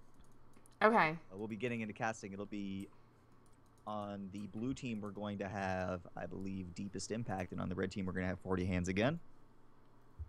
Okay.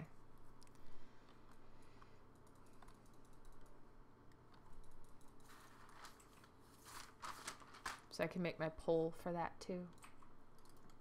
Have you guys been enjoying the polls? I thought it would be something that's fun.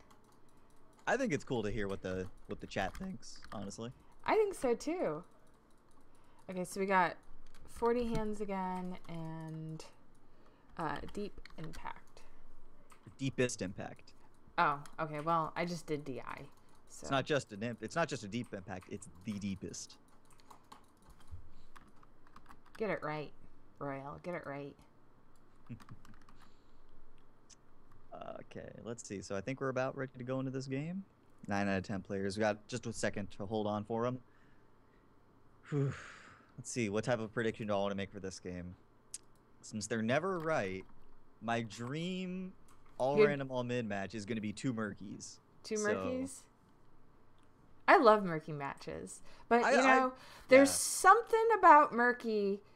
He's really kind of fishy. He's a fishy fellow, you know? Gotta watch out for him. Something's up with him. I hate to pop your bubble, but I think there's oh, good one!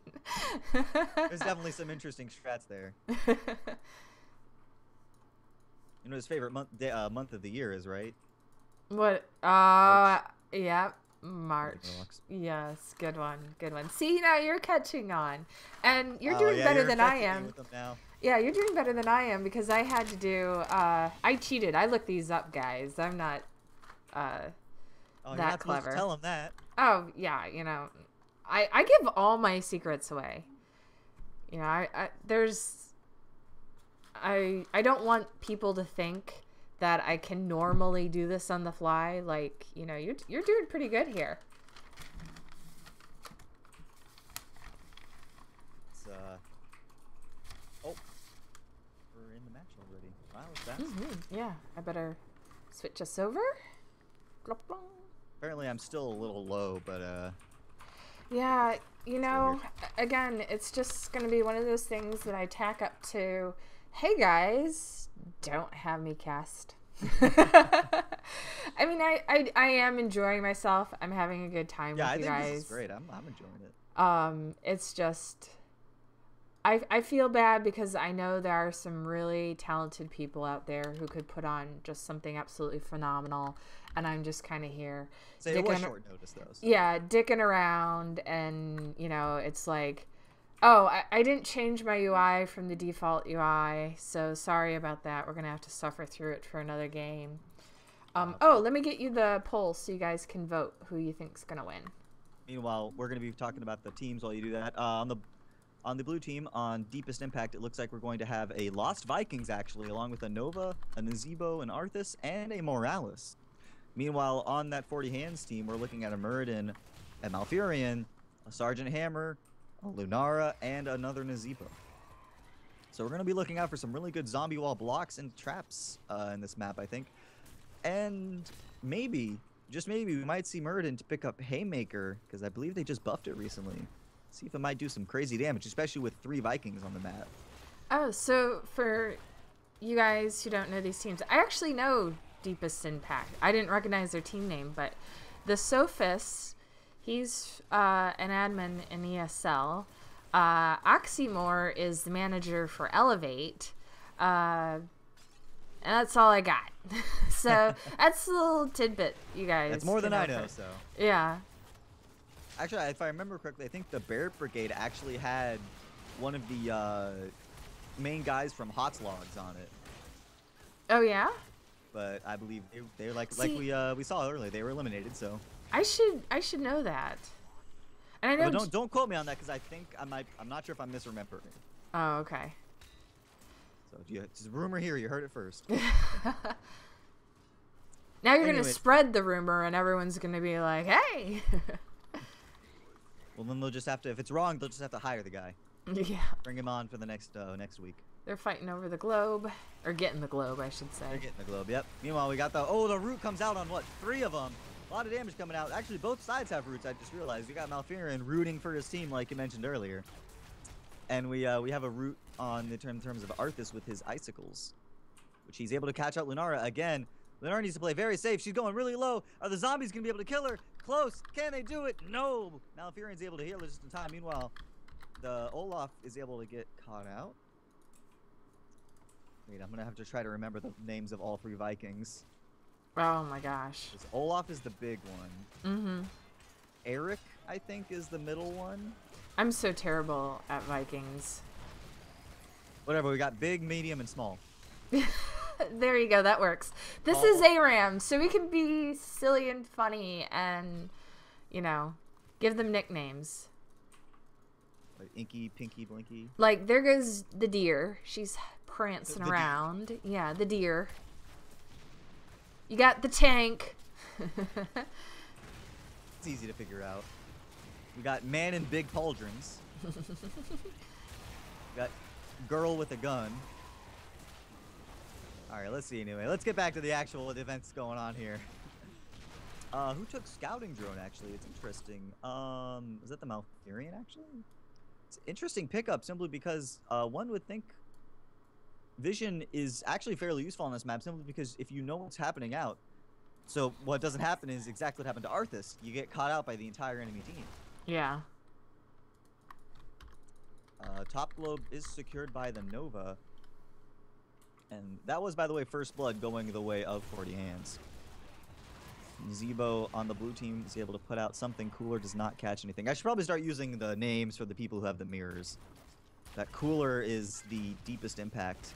Black Spade, though, he's getting gone on. He's getting really low. He's able to hyper thrust out of there. There comes out the red team. The zombie wall's out, though. The root comes out on his Zebo. Olaf, down he goes. But then in turn, down goes Hammer. Wow. So, the Lost Vikings, they're not really so great on this map, are they? Because they can't really split soak. Yeah, one of the biggest, like you mentioned, the strongest point, I think, in my opinion, of the Vikings is just their ability to completely dominate an early game when there's 3 lanes. Mm-hmm. There aren't 3 lanes, so they're going to have some trouble. It could be interesting, though, to note, though, since you can use the smallest Viking to actually scout out some of the areas. Maybe have, I believe the middle Viking, he has an AoE splash on his attack, so he's very good at pushing. And, of course, Olaf is fairly decent at tanking. Mm-hmm. So he can serve as a pseudo additional tank for the Arthas. Let's see, Arthas is able to he gets the root out on Lunari in the tank. Meanwhile, they're going on the top on Nazebo. Root comes out, is able to lock down the Olaf. Stun comes out on the Arthas. He's not carrying that much though. He's got the safeguard from Morales on him, healing him up just fine. Lunari gets trapped in the zombies. Team Freezer. Sergeant Hammer can actually tear through those fairly quickly. Top globe is secured for Deepest Impact. but there's a slight experience advantage going the way of 40 hands, so they're able to hit level 7 Yeah. first to get those talents. There you go, though. Level 7 is picked up by Deepest Impact. Whoa, so 40 hands is favorited to win. 4 votes. And no one's showing any love for Deepest Impact. No fans of Deepest Impact viewing? I'll throw my vote in for him. Okay, there you go. Won't show up, but it's there, I swear. Yeah, it'll update in a little bit. Oh no, I'm too busy focusing on the action. Like, Oh, here yeah. we go. We got the Vikings cut out. We got 2 of them rooted. Malfurion able to get that root off, but he Trend Murd in there wasn't able to really seal the deal. You know, even though Deepest Impact has such a non-ideal comp, what's really interesting is they are still controlling the globe spawns. They're prioritizing them quite a bit. Oh, we got to pause. Coming out. It's like James Franco might be having maybe some lag. I don't know. We'll have to see. But in the meantime, you were saying about the team comp on Deepest Impact. Mm-hmm. Yeah, I think it could be interesting because it is important to note they do have one of the best single target healers in the game. Morales is really strong, in my opinion. Especially, actually, it's a little interesting on this map simply because one of her biggest problems is just making sure you have enough mana to keep those heals up and the safeguards coming out. And you have to really control the globes. If you can control the globes, I think that Morales is going to pay off, and that Deepest Impact might be able to actually pull this out. On the other hand, though, we do have the dedicated siege tank on that side of 40 hands, which can pump out a lot of damage, especially as the game goes longer. So Deepest Impact is definitely going to want to take this game as quickly as they can, because as those higher level talents, 13 and 16, come out on the Sergeant Hammer, she's going to be putting out a ton of damage. They do, though, on that 40 hand side, in terms of if they decide to go hard on that hammer, they do have a Murd, and they can really deal a lot of damage to get some stuns. If he gets Haymaker, he can just punch people away or kick people away. I'm not sure which one he does. I think it's a punch. And he can keep that hammer safe and keep putting out a lot of damage. Lunara can do some crippling slows, too, so they've got to go through quite a bit to get to that hammer.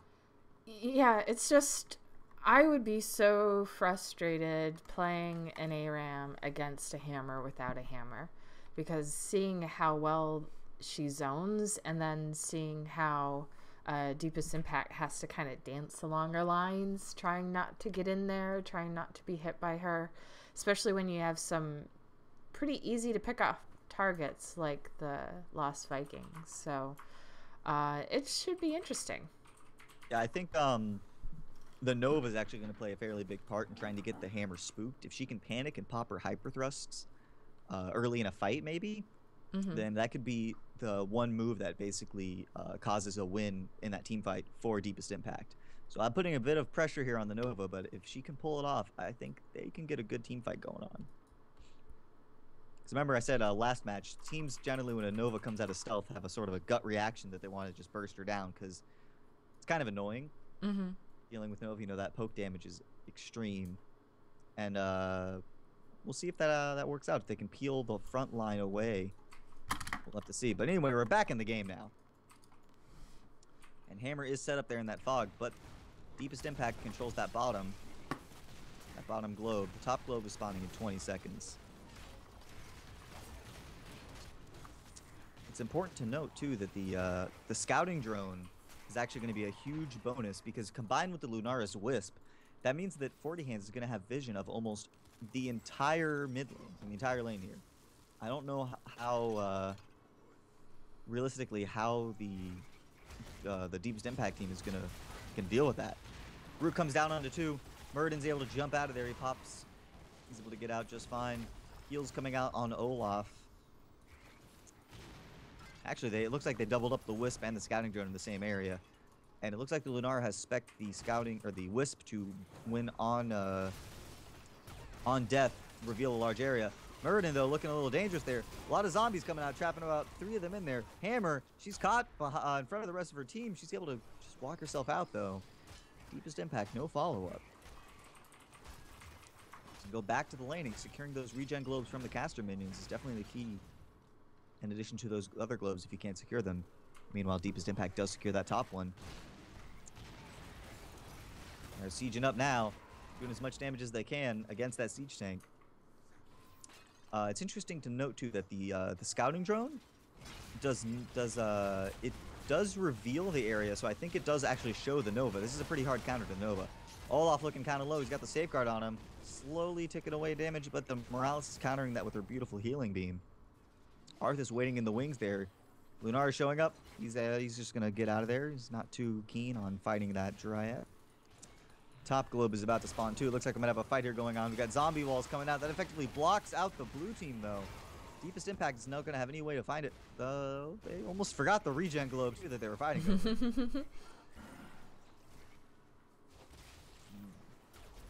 So let's see. If you were to make a guess, which team do you think is going to win the next team fight? Royalite. It is actually. They're so even. I mean, I'm gonna give it to 40 hands because they're gonna hit 10 here in just a little bit. There it is. Yep. So I really want to see Muradin pick up that haymaker. Let's see. Nope, Avatar. Oh man, I was hoping for some nice one punches. Turn Muradin from the Mountain King to the One Punch Man. But he is going in though. Not popping his avatar just yet, just trying to get some harassment off. Level 10 is gotten by the Deepest Impact team though. Syndragosa's pop though. Down it goes. Slow's coming out. Tranquility pop by. Oh my gosh! Wow! Like wow! The Vikings are just camping it. The biggest thing to note was that Nazebo was in the back lines channeling that Ravenous Spirit, dealing so much damage. That's the result. That meant that the full three-man kill for effectively no trades on the side of Deepest Impact. Oh, Root comes out. Malfurion's stuck in there. Can they convert on it? Nope, they're able to get him out. They do get those towers, though, giving them almost a one level advantage. Hopefully that can snowball off. At least they're hoping for it. Yeah, so 40 hands was definitely caught by surprise with the damage output that Deepest Impact is capable. Caught off that was some great lineup and communication to pull that off. They were waiting for that. You know, Olaf's looking a little dangerous, though. Morales is oh, crap. Okay. That is a BFG picked up by the Hammer, which is interesting to note that the level 20, the orbital BFG is actually banned in this tournament because it seems a little unfair to have that giant rocket constantly going through the one lane. So it should be interesting to note. Let's see if let's see how that plays out. Should probably honestly at level 20 pick up Nexus Fury, I believe, just to get more of those right clicks going out. Root comes out from Arthas but does not catch anybody. Hammer's set up in that nice little safe space. Spots out the Arthas, gets an attack off, and here comes the creep wave.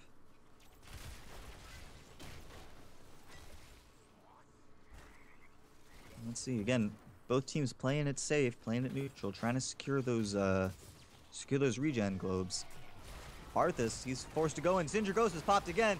The slow comes out. Wow, that combination! They are again. It's worked twice. It's worked twice. It's ridiculous because they forced them all basically back into the direct line after the Syndragosa. The precision strike is popped, and they have no choice but to either tank. They actually, if they're in it, they most likely can't walk out of it from the slow. That beautiful Frostworm just deals so much of a slow to the team they can't get out of it. Follow it up with a Ravenous Spirit smartly channeled by Nazebo in the back line where he can't be disrupted, and it's hard to deal with, honestly. Of course, to top it all off, the Vikings jump in their boat, yodel, and just stomp on anybody who survives. Nova is caught out. The bolt comes out, the stun's out there, she's trapped in there. Aw, bye Nova. I think 40 Hands really needed that too. That was their second game. Yes, they did. So again, teams basically playing it safe here. It seems like Deepest Impact doesn't want to push their luck. Probably smart, honestly. Just, you know, play it smart, play it safe, take it slow, and you might be able to pull this out. Like I think we said earlier, 40 Hands was the favorite team to win this, so we'll see. I think if people could change their votes, they might change their votes, especially after seeing the lineup that Deepest Impact can do of their ults. I mean, wouldn't that be a gambler's dream to change your bets after you know which team's going to win? Well, you know, I was trying to enable that because I think that would be fun to see how people change their minds as the game goes on. But fortunately, Straw Poll doesn't have that option. So, come on, Straw Poll. We need Straw Poll 2.0. Yeah. So again, both teams kind of, just poking at each other, seeing if they can get a mistake to be made. Both teams, honestly, it's a very tense situation. The neutral game is just so strong right now. There we go, Malfurion, you get through that. Sindragosa's pop. The Vikings are in their boat. The Ravenous Spirit is out. Muradin is getting going down. There goes Malfurion, though. Muradin, can he survive? He pops Avatar to jump out. Hammer is sieging from the back lines, but is it enough? The Vikings are, again, they're stunned out of their boat. Down they go. Nope, they fly into the air, manage to dodge the slam from that Gargantuan. So that didn't go as well, and I think it's because they're fighting so close to the towers. They got low quickly. And I think they normally wait for a good line, like them to form line. Oh, meanwhile, though, Lunara gets caught out, blocked by the zombie wall from Nazebo. Good job, good play by Cooler on that play. And now they're just going to focus down that tower. Arthas not really caring much about that tower. Those shots doing barely any damage to him. Let's see. Looks like Hammer picked up a Giant Killer actually on her, so she's going to be hopefully focusing down that Arthas. She seems to be thinking that the Arthas is the major problem. I'm not sure how smart of a decision that is, simply because it looks like once Arthas gets his ult down, that's basically his major contribution to the Wombo combo that Deepest Impact have set up. Anyway, it looks like we've got both teams resetting, getting ready to go for another fight. Muradin's a little out on the side, hopefully looking for something to pick off, but he's not able to get much. And down comes Deepest Impact down that lane, hoping for another pick off, another kill, maybe something. I think 40 Hands is thinking, fool me once, shame on you. Fool me twice, shame on me. 3 times, not gonna happen. What was it that I believe? Oh, down goes Muradin. There he goes. He gets stunned out. Sindragosa's popped. It actually freezes the building, so they're not going to be shooting on him anymore. Precision strike used on the Malfurion and the Nazebo. Nazebo's going to go down. Tranquility's not enough to keep him alive. Ravenous Spirit popped. It's chasing down the Hammer. Hammer, you can't do anything against it. Showing you that spirit magic trumps modern technology. Lunara trying as much as she can to do some poke damage, but it looks like the yeah, that fort's going down. Strong. Oh, Medevac! They're really? They're trying to secure that. Is that an often pick talent alt in ARAM? That's the first time I've seen it, but at the same time, who are you going to give the stim drone to? I guess Arthas, if his keeps him a little more survivable, but. Well, I think they. Oh, this could be bad. This could be bad. My friend gets popped out. Sun. We got a disconnect. Stasis. Oh, we do? Yeah, it looks like the Muradin actually disconnected, but he still seems to be in the game. He at least got a kill, it looks like. Down goes Arthas. They're turning it around.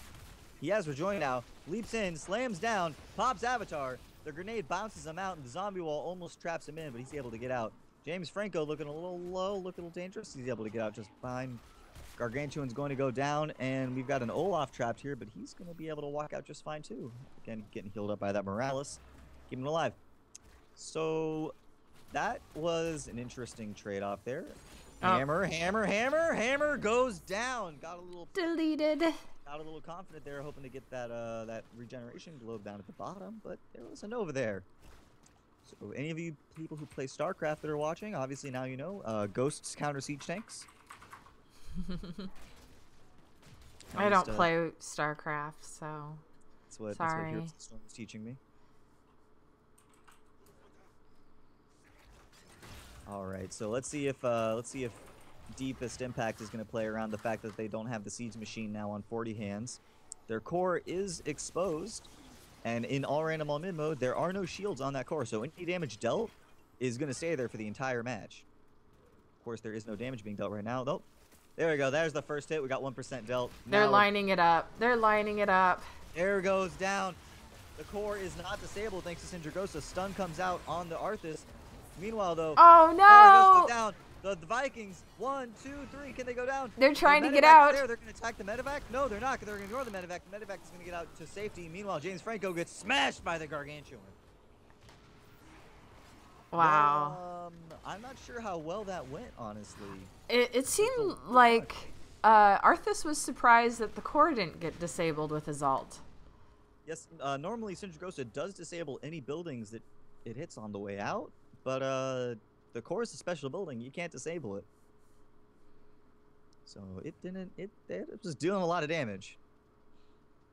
Meanwhile, we did have Muradin effectively locked down that Arthas. He was stuck off to the side, and I didn't see if the Ravenous Spirit got channeled by Nazebo, but I didn't notice it that much, so it didn't deal that much damage at least. The Vikings got kind of low, but they were able to get out just fine.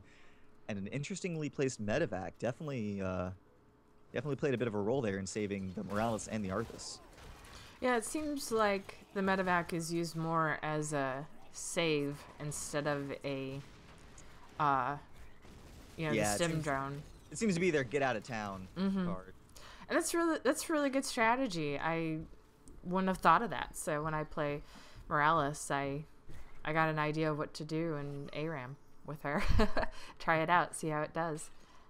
Yeah, it definitely is a situational pickup though, because like I mentioned earlier, the targets for a stim drone aren't that numerous here. All right, let's see what's going on here. The 17 comes out, and it looks like we do have the increase in range, the graduating range on the hammer. Yeah, wow, look at that. She is just able to zone them out. This is going to be Heroes of the Stall? I think you're spot on with that one, actually.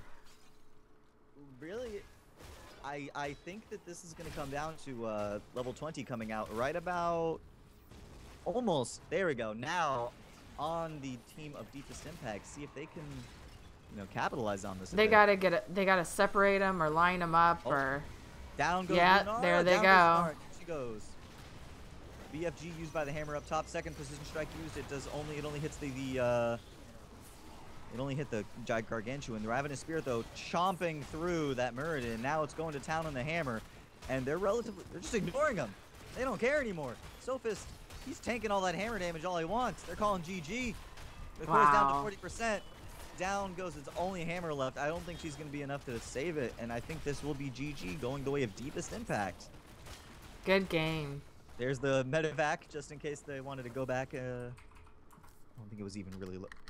Yeah, it was just right across the course. It was a nice little BM medevac, but looks like we're moving on with Deepest Impact to the finals, actually. Oh, we're at the finals. Okay. Well, let's see. Let me look at the bracket and check out. Let me check it out.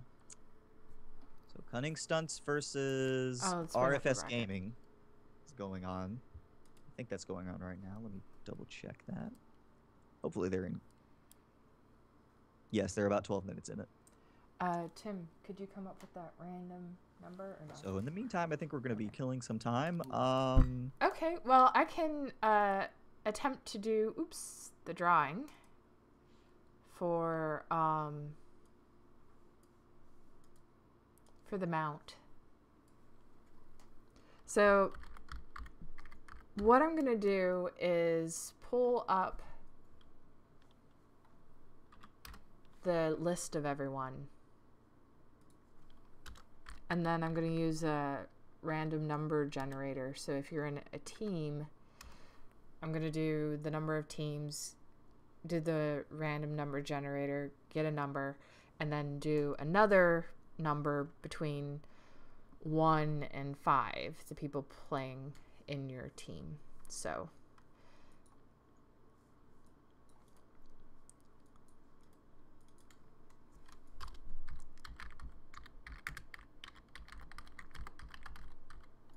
I usually have like a ticket drum program that I use, but again, kind of doing this on the fly. So, okay, we have 22 teams. We have 22 teams, but only, I believe, 20 of them checked in. Right. I'm going to have to ignore the numbers 1 and 3 if they get selected, but so basically, I'll do a reroll if that happens. And here I'll let you guys see what I'm seeing.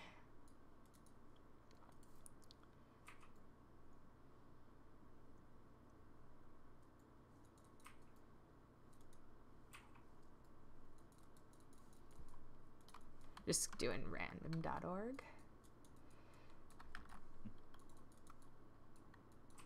Okay, so 1 to 22. What do we got? Number 13. Okay, going to number 13 then. Oh, fudge. Why don't we change this from browser source to just do my Windows so you guys can... There we go. All right. 13. Rando Storm. Okay, we have 7 players in Rando Storm. So let's go back here. 1 to 7. Rando Storm. Listen up. Number 6. Number 6 is SS Radius. SS Radius. It's actually the captain of the team. Yeah, exactly. Captain of Rando Storm. If you're in the stream, you've won the mount. Contact the admin in Discord, and we are doing a best of 3. So if the mount is not not claimed by the end of this game, we'll do this. I'll do the same thing again. Pick another person. So it is SS Radius from Rando Storm, and you need to contact an admin on Discord. So congratulations. Hope you make it though.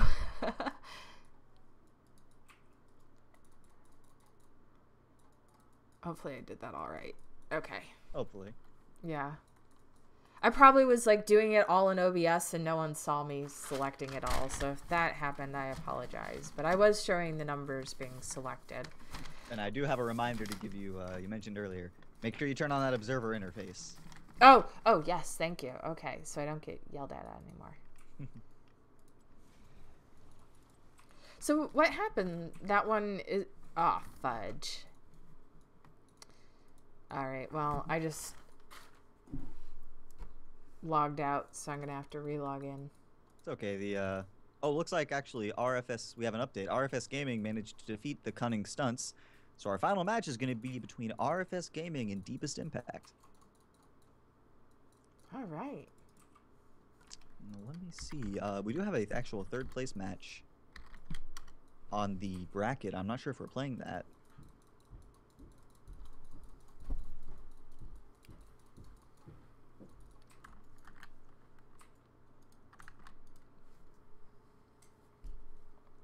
Oh, no, the third place doesn't need to go.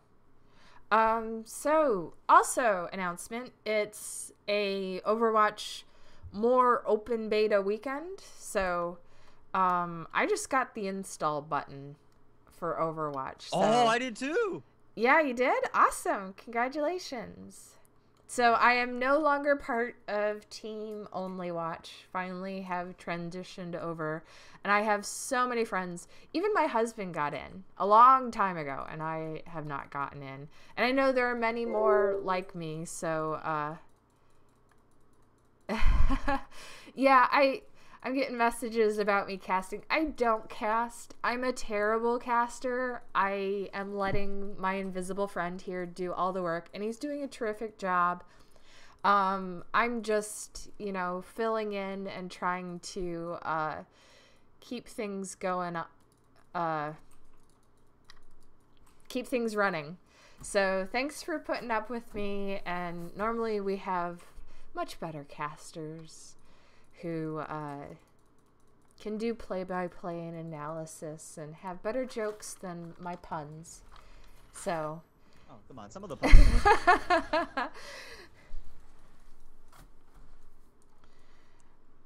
But yeah, so if you're wondering, maybe check out your BattleNet client. You might have the invite there. Yeah, I got the invite. Oh, for just anyone watching. Oh, for Overwatch. Yeah. Okay, I thought you meant in game. Sorry. No. For anybody watching, just check out for your Overwatch, because I don't think I got the email actually. I just have the install button there. So anyways, yes, for those of you who are just joining us, we're actually going to be going on to the final round, the finals between RFS Gaming and Deepest Impact. And this is actually going to be a best-of-3 match. So we're hopefully going to see some really intense going back and forth, maybe get maybe full 3 games. I believe last week was a 2-0, but there was a really clutch core defense last week that I was going crazy over. If you were watching me, I was doing one of the side streams. Hopefully we get something along those lines too this time. It's going to be really cool, I think. All right. I'm sorry, who's playing this game? On the blue team, we're going to have RFS Gaming, and on the red team, we're going to have Deepest Impact. Ooh. All right. This should be an interesting poll. I can't wait to see what people vote for this. I think the 2 teams I was expecting both lost to the teams that are actually playing in this final. I was expecting a Bear Brigade and 40 Hands to show up, so we'll see how it plays out. Well, that's the deal with ARAMs, is you don't know what's going to happen. Yeah. It's it's random. all random. So we're just waiting on, I believe we're waiting on Deepest Impact to show up into the lobby, and then we'll be on our way. Let's see. So you have any more jokes? Any more good? Actually, thoughts? I don't think I have any. I have a really, really, really bad one, and I don't know if... I mean, just lay it on us. Lay it on us? Okay. So Zeratul wears leather. I don't know if you know that. Really? Yes. Because they're made out of hide. Oof. I'm assuming Nova also wears leather? Yes. She has the same wardrobe preference. She is a leather wearer. Naturally, it is, of course, 100% natural Zerg leather. Mm-hmm. Exactly. Okay, so I do have a few more that I know I haven't done. Kerosene. What's up with him? Huh, Kerosene? I don't know. What's up with them? Someone should tell him to stop monkeying around. Oof. Huh? Huh? Yeah? I am on point. On point tonight, guys. So, and if you have any bad jokes for me to read on the stream, I will gladly read them, because that's what tonight is all about. Craziness and bad jokes. All random, all mid, all fun. Mm-hmm. So, what are we waiting on? Sorry. We're waiting on we're actually waiting on, I believe, Deepest Impact to show up in the lobby. Okay. All right. So I'll finish out on some of these other ones. Okay. So Rexar, he walks into a bar. He's got Misha behind him, and the bartender looks up and says, "Huh, what kind of pet is that?" Misha replies, "Half org, half orc." Ba-bum-bum. Wow. Alternative ending for that joke is Misha replies, What is she, Chewbacca? I don't know what bears. I can't make a bear sound. I was gonna say, that doesn't sound anything like a bear. Have you ever heard a bear trying to speak English? You know, I haven't. Sounds a lot like that. You should take my word for it. Oh, really? Okay. Whatever you do, don't look it up. Just take my word for it. Okay. You know, that's probably like one of those things where they say don't look up blue waffles, so I'll just take your word for it. Oh, man. I still don't know what that is, and I'm not going to not gonna do it. We are in the lobby now, though. We do have. Oh, and we also have our admins in the game, Mad Mode and Devex from Gosu Gamers. They're gonna be sitting in and making sure all the rules are followed. So, no trying to sneak something in here, guys. We got our eyes on you. Always good to have referees. Watching you. Hopefully we don't have a hammer pick up orbital BFG. Yeah, exactly. Okay, so who's your favorite hero that you think just dominates? Oh man. Honestly, I think my highest leveled hero is Abathur. I love the slug. He's so great, honestly. Okay. Well, I don't think this joke is gonna go over so well with Abathur, but I'll do it anyway. And yes, I am a dad casting tonight with the dad puns. And I got these jokes from Reddit, so that explains a lot of this. All right, so Abathur walks into a bar and says, "Where's the counter?" I'm owning this. I'm owning this. I think it works better, though, with Li Ming. I was kind of hoping you would say Li Ming. Or, I do like Li Ming, but... You know.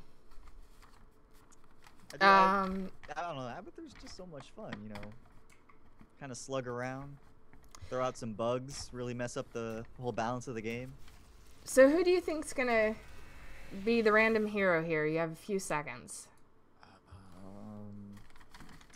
Oh, and I gotta change the names. This is a hard one, because I'm gonna get it wrong. I want the double murky. I want just one murky, actually. If I can get one murky, I'll be happy. So please, RNGesus, answer my prayers and give me a murky. Deepest Impact is red, right? Deepest Impact will be on the red team. Alright, great. And no murky. Aww. We do have a butcher Lo though. siento, señorita. On the team of RFS Gaming, we're going to have a Rainer, a Hammer, a Tyrande, a Butcher, and a Muradin. Meanwhile, on the side of Deepest Impact, we're gonna have that Malfurion, that Malfurion-Muradin combo again, actually. Although now it'll be on their team. Malfurion, Muradin, Zagara, Zeratul, and oh, that's a nice pickup. That's a really good all-around there. Sylvanas. Sylvanas is huge on this map just because of the ability to shut down the creeps and the towers. Her passive, her trait is huge. Mm-hmm. Oh, that's an interesting. I don't think I've seen that skin from Muradin before. No, though we do have Jimmy getting gone on. Root comes out. Jimmy's looking a little below half health. I don't think his first aid popped, so he should be fine overall. Got a lot of tumors coming out from the Scorpion Queen over there. Yeah, this is gonna be a really fight-heavy game at the start. There is a hammer on the side of RFS Gaming, obviously, but I really don't think that I don't think that Deepest Impact is gonna let up on their pressure. So let's see. Oh. There we go. Zeratul gets spotted out by a lucky slam from the Butcher. They're running up to secure that top globe, though. Fairly smart, I think. Yeah, Deepest Impact showing how they really like to prioritize those globes, even at the early game. Charge coming out from the Butcher on Muradin, but he's not able to do much with it. Butcher, though, is looking too low. Down he goes. Down goes Muradin on the both sides, actually, and then Hammer goes down too. That's a 3-for-1 trade. That's a huge victory for Deepest Impact. Looking really good so far. So I'm kind of curious to see if Deepest Impact is going to have another Wombo combo like they did in the last game. Let's see. Well, they can go from a Zagara Tyrant Maw into a Root, I guess, from the Malfurion. Get the nice cleave damage by the Zeratul. I'm not sure how much of, honestly, of a wombo combo they have. Yeah. I think they just have a large amount of lockdown that they're going to capitalize on. Meanwhile, though, Butcher here. Ooh! Ooh, he's charging down the Zeratul. He's going to get it up. The stun comes out on the Zeratul. Meanwhile, the rest of the team are trying to peel for that Muradin. Muradin's able to get back just fine. Muradin on the side of RFS Gaming, though, jumps over the wall and is able to give Zagara a little stern talking to. So Mike's giving me a hard time. He says he has a joke for me. Okay, let's hear it. That I'm a good caster. So wow, I'll give you that one. I'll give you that one. Meanwhile, though, we do have a large team fight going on, though. Butcher cleaning up as much as he can. The stun comes out, misses anybody. Butcher goes down, though. Jimmy laying into the Muradin. Oh, On the other need hand, to get away. Life, Zeratul is able to take him down. That's 4 dead on the side. Wow. of RFS Gaming. RFS, this is a rough go. Deepest Impact. Oh, silly me. I need to get the poll up. Oh yeah, but I want to see what the crowd thinks. Yeah, definitely. RFS, if they keep this up, it's going to stand for really fragile strategies because it looks like they're not communicating very well and getting good team fights off. So I put it in chat, guys. Vote who you think is going to win. All right, so we have both teams now have fully regrouped. They're ready to go on, looks like. Which are getting stunned up. The Zeratul jumping in, though, dealing a lot of damage. Wow, that was a lot of damage going out on the Tyrande. Meanwhile, Jimmy's getting hit, too. Pops Inspire, hopefully, to get out. Let's see. I'm trying to look at the amount of clear that the... Oh, Butcher, though. He got on. The root comes out. That's going to be enough to bring him down. That's a nice pickoff on the side of Deepest Impact. Again, getting rid of that RFS Gaming attempt of strategy. They're going on the Murden, though. Murden leaps out just in time to save his skin. Jimmy, though. Jimmy's looking a little low. First aid pops to bring him up. But, you know, it's interesting to note that even with the siege tank on the side of RFS, the sieging seems to be mostly done by Deepest Impact. It's just the power of Zagara, I think. She's heroed in terms of keeping the lanes pushed, for sure. Contributes a lot in team fights, too. Combine that actually also with the Sylvanas, too. It's going to be scary, I think, when Sylvanas gets level 10. Probably is going to pick up the... Oh, hold on. Zeratul going on the Butcher. Butcher trying to turn it around. Charging in. Down he goes. No, charges to death. I can't watch. No. Again, this destruction continues. Oh. 10 kills already on the side of Deepest Impact. Meanwhile, only 2 on that side of RFS Gaming. And the siege is coming out. As much damage as they can put out. They're not caring much about the towers because once Sylvanas starts attacking, they don't do much damage. Zeratul, though, jumps over the wall and goes in hard. He's blocked off. Wow. Murden also jumps over. Butcher charge coming on Zeratul, pops him, slams into him, and yeah. Murden will be following him soon, down to the depth of Diablo. They got cocky there. They really started to get cocky. They definitely overstepped their boundaries, or overleaped it, actually. So the poll results are 71% for RFS and 28% for Deepest Impact. So it looks like our crowd favorite is definitely going for the side of that blue team there. Let's see. I muted it. Oh, okay. Should be about a Have you put your money up there yet? about a 1 level difference. No. Do you have $5? But anyways, looking at the side of the sides, let's see. We've got globes spawning in about 16 seconds each. So we got both teams ideally wanting to fight over that. Hammer's already set up on the top, but she de-sieges. Stun goes out on Zagara. Not enough much to do much. Mounting up is attempting Murden, but he's not able to get that mount off. They get that globe top. Now they're going to hopefully move bottom and secure that bottom globe. So that'll be there right when they get there. Blue team, RFS Gaming is forced back to their base. They can't contest it at all. Zagara, meanwhile, is focusing on that gate down there. Wow. Combo of the cleave and the... Basically, all the AoE, the massive AoE damage on the side of Deepest Impact means that those creep waves don't do anything. Murden going fairly low has to leave out to save his skin. You know, I feel like the hammer in the previous game against Deepest Impact gave them a lot more trouble than Percival is giving them this game.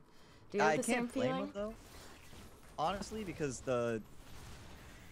I just think that the amount of pressure that it looks like, the amount of pressure that they're able to put out, like that right there. Yeah. Down goes the Murden on the side of RFS Gaming.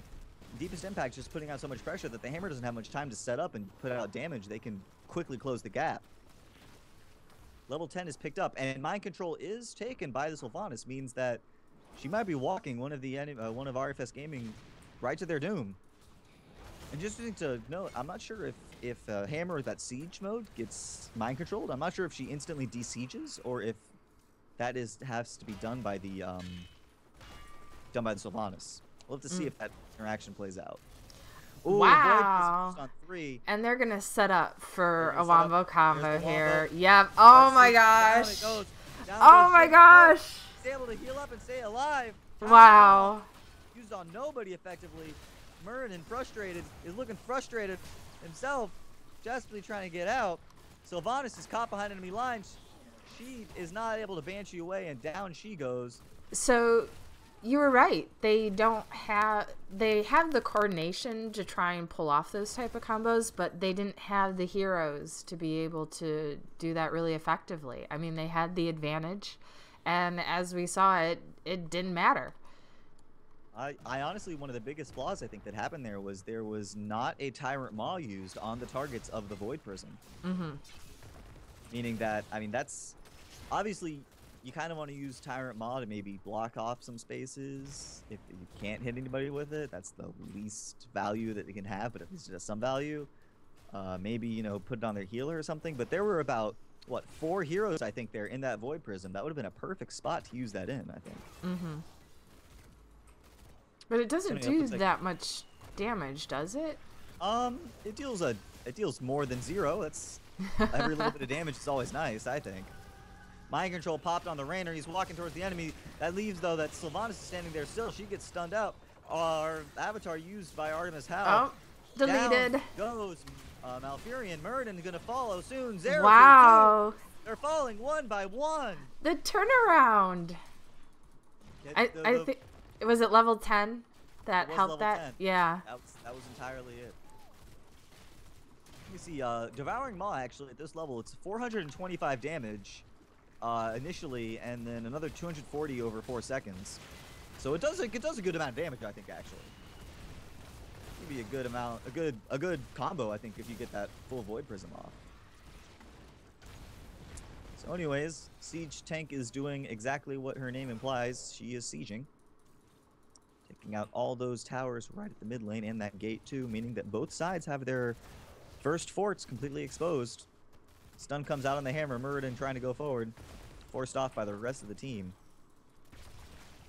Top globe getting secured by James Franco on the Zeratul. Bottom globe is going to spawn in 15 seconds. Let's see if they can keep that up. They might be able to get another Wombo combo out. All of their ults are up, whereas we have only 2 out of the 5 on the side of RFS Gaming up. So if they want to take a fight, now is the time. Actually, Rainer's Raiders just came off cooldown too. And I'm sure shortly after that, yep, Avatar is about to come off, and then Lambs the Slaughter is now up too. Yep, wow. Yeah, the fight's going on right there, so Sylvanas blown up before she can Banshee out of there. Muradin desperately trying to do it. Lambs the Slaughter, Devouring Maw used to save, wow, that was fast. Muradin's able to go down too from on the side of Deepest Impact. Void Prism finally used just to stop the Raiders, stop Rainer, stop the big man in stone, and the little girl with a bow. But they're going to keep on moving on. Siege Tank is, again, doing as her name implies, sieging up as much as she can, getting all that damage out. The stun goes down, is able to stun on the Zeratul. Good zoning stun, just to keep him out there. Reveal him. Down goes the fort, down goes the tower, and now that is a slight level advantage, almost full level actually, for the side of RFS Gaming. That's quite a bit of a turnaround from what we saw at the start. So you said the girl with the bow, and we're doing so many puns tonight. I thought, who's the girl wearing a bow? And then I was like, oh wait, she has a bow. Yes. Oh no, I'm not good enough to work the puns in that good. Oh man, James Franco using the wormhole to full effect, getting a lot of damage output on Rainer. Stun comes out onto the Butcher, but Muradin starts to pay with it for his life almost. Let's see my game minimized randomly. All right, there we go. I'm back. Let's see. Looks like RFS Gaming are not going to push their luck. They're going to pull back and play it safe. Get those globes that have just spawned. Make sure that Zeratul's going to steal this one down here. Yes, he is. Smart play by them. They knew. I assume the Deepest Impact knew they were going for it. Meanwhile, though, Muradin goes in really hard. He's getting shot up all the time. Everybody's going on him, focusing him. Avatar was popped. He's going to go down too. Tyrande getting low. Starfall popped to no avail just to focus out. Wow. Play by Zeratul to pick that out the was. Meanwhile, Rainer's Raiders are going to work on Zagara, but down goes Rainer himself. The Raiders are still failing. Fall back! Fall back! Flop. They're still going. Oh no! That's going to be able to isolate him though. Here comes one, 3. Down goes the Butcher. Down goes Muradin. He gets Mind Control just for good measure. Stasis used on the hammer. They're going to get a full 5-man wipe. Can it happen? No, she pops the Hypercluster. She pops the blood. Oh my god. Escaped. Ooh, first Escaped. aid. Wow. God. What a fight. Wow. What a fight. And can I just say that Sylvanas' ultimate mind control, that's really loud. I kept on thinking, what are those sirens going off? It's supposed to be her singing and lulling the enemy to walk towards her. I, of course, have not heard the Dark Lady sing, so I don't know. Oh, wow, nice stun comes out on 2. Focusing down on Sylvanas. She's not going down, though. Spider Mine's used. They're coming down. Charge is going out on Murden. Down it goes. Slam. Stun. Down he goes. The roots didn't save him. RFS. It looks like Deepest Impact are in full retreat to get that globe back down there, get themselves full health and ready to go. Popping down some creep tumors is the Zagara. Setting up, getting ready. Meanwhile, it looks like we're not going to have that quick of a spawn on the 2 on the top and bottom for the regen globes, meaning that looks like close experience. We're going to have a good team fight going on too, I think, soon. 8 seconds until Murden comes up. All they have to do is stall until then. So the votes now are 50-50 for who's going to win this fight. Interesting. So graduating range, I think, picked up again on the hammer. So she's going to start sieging as far away as she can. It's going to be huge in controlling this fight. Oh, mind control goes out on the Tyrande. She's going to go down, gets rooted up. Down she goes, but Starfall is doing some damage. Tranquility is healing out most of it, though. Murden misses a stun, pops his avatar, but he's getting charged down by the Butcher. Void Prism used out. Zeratul isn't going to be able to get out. He's able to go in, actually, even further. Now down he goes. Wow. Stun goes out on the Murden. He's still got his avatar pop. Rainer trying to fill in with bullet holes. Pops his first aid from the creeps, actually, it looks like. Or maybe one of the Munalisks attacking him. And down goes that last tower. Hammer's still doing so much work, though. Don't die with the hammer. He's definitely dropping the hammer, that's for sure. Yes. Her graduating range has reached its maximum limit, though, so I'm not sure if she's that confident to go out. She actually is the only one of her team up that far. If the Deepest Impact notices, they might want to go on that. Actually, yep, they are right now. There goes the stun. There goes the root. Is it enough? Down she goes. There goes the hammer. Oh, out of position. Out of position. Even imagine that wasn't even really just, general ignorance of the trusted team's position. That was just pure cockiness. She stayed up as far as she could. Thinking, no, there's no way they're going to go on me. But especially with Murden having leap and the stun, I mean, you're not going to want to do that. That's too risky, what Percival did. The Murden stun can set up for a Malfurion root very easily. Yes. Let's see. Now we've got the tables returned. Deepest Impact is now sieging the side of RFS Gaming. And see how well it works. While they don't have the power of that siege tank, they do have the disabling effect of the Sylvanas, so they do have a way to siege it too. They do actually have 2 specialists on the side of Deepest Impact, which means they should have ideally a better sieging game. But then again, everybody knows that Sergeant Hammer is secretly an assassin in disguise if the game gets long enough. Ooh, party bush. Yep. Looks like we're going to have a beautiful gank coming out. Let's see if they can scout. Are they going to scout it out? No, they scout to the top. Sylvanas playing dirty. There goes the hammer. Down the stun goes. Is it enough to do it? Rooted. She's going to go down. Down she goes. Meanwhile, though, Void Prism popped on the 2 up there. Wow, Tyrant Maw gets one of them down. Wailing on the Murden. Murden is down. There he goes. Hammer. Desperately. Hammer. Keep calling Murden Hammer. He's trying to lay down the hammer. Meanwhile, though, Zeratul showing who's the real boss of the Corporaloo system. Dealing it out, dishing it out to Rainer. And they're beginning their siege again because all 4 of them are dead on the side of RFS Gaming, meaning all it is that little Tyrande with her little bow, the girl with the bow, do as much defense as she can. Yeah, wow. I'm really impressed with Deep Impact's ability to line things up and wait for the perfect moment and just lay it all out. Fortune favors the patient. And so it seems right now. Hammer's going through, Starfall is popped, but they're just walking outside of it, and they're focusing on the core, although I'm not sure if that's going to be enough. Stun comes out, it gets 2 of them. Think they're going to get it. 25%. Oh! Defense. It's a full 5-man wipe. Can they turn it around? RFS are now on the offensive. All of them are up. They got to go as hard as they can. Oh. They got a fort in between them and the enemy core, too. This is not going to be a straight rush to the core. No, they have to fight it out. Yeah, they're going to have to. And they're going to pick up everything along the way. Nope. No, they're gonna pick up only what they need, I believe. They're taking nothing but the shirts on their back and charging as hard as they can. What? Oh, no, they're jumping over that. Okay. I thought they were gonna jump over the fort and go straight for the core, and I'm like, that's not how it works, buddies. You gotta kill the forts before you can get them. Percival getting his butt now, zapped. Now they are ignoring that tower, and they're going straight for that core. They're laying into it. They got 17 seconds before the rest of the team even shows up. Can they do it? They might actually be able to do it. They got a ton of damage. It's going down. 10 seconds. 7 seconds for Sylvanas. Can they do it? It's GG called. That is going to be it. Wow, what a comeback. That was a fun game for sure. That was so back and forth. Okay, I really got to fix my interface because I forgot to do it again. I reminded you and everything. I know, exactly. And then I DC'd, and let's do that before I get yelled at again. So what's the one? Is it default? Is that what everyone wants? I don't think it's default. Okay, Ali? That's the only other thing I got.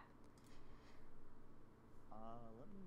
And I don't even know if that's the most recent one. But yeah, what a great game. That was great in my opinion. That was beautiful. I enjoyed every moment of it. I mean, it was back and forth. It's exactly what you wanted from all mid. Constantly going back and forth. Constantly fighting it out. That's the joy of this game too. Because basically, not even just in all random, all mid, but in just the normal game, there's a lot of fights going on. Game's really intense, in my opinion.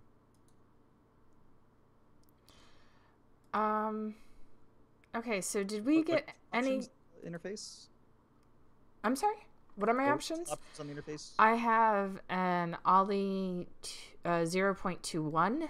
I have the Blizzard Enhance Observer UI and the default. So, which one were you using earlier? I was using the Blizzard Enhanced Observer UI. And did SS Radius get in touch with us? Because otherwise I got to do another drawing. I'm not seeing anything on... Yeah, we do want default, and I don't know. I don't think so. Okay, I'll do a call out to...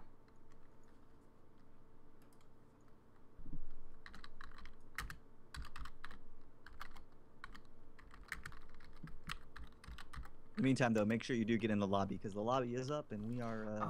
okay. We might be getting into the second game really quickly. Yes. Okay, so which one?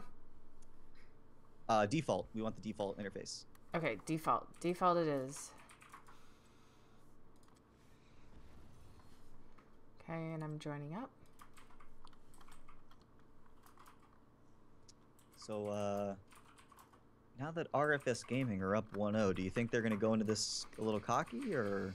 I don't know. I think that game was so back and forth.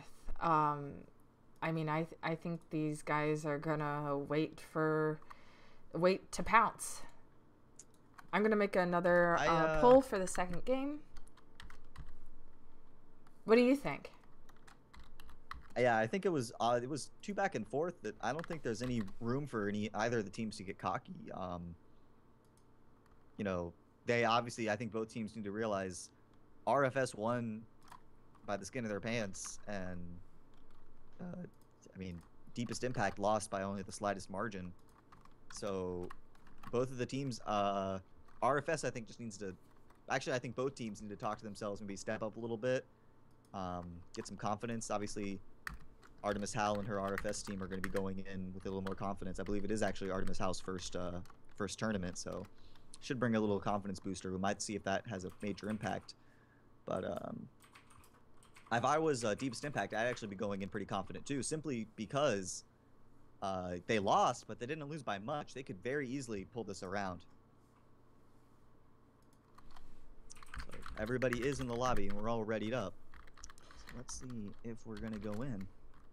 And let's see if this time we're going to have my Murky match. Just want one Murky, please.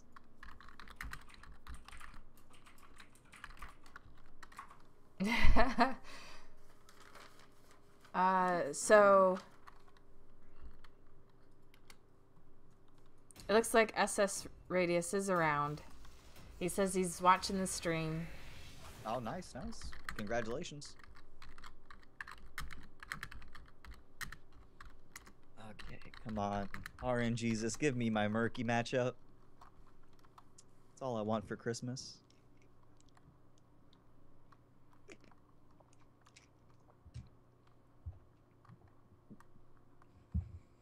All right. Yay. Hi, RSS Radius. You won. Congratulations, buddy. Yes! It happened! What? Oh, you got There's your... a Murphy! Yay! And a Brightwing. And a Brightwing. Beautiful. We have these beautiful cartoon monstrosities. Brightwing scares me, honestly. I mean, I think that's kind of the point, but that hero just concerns me.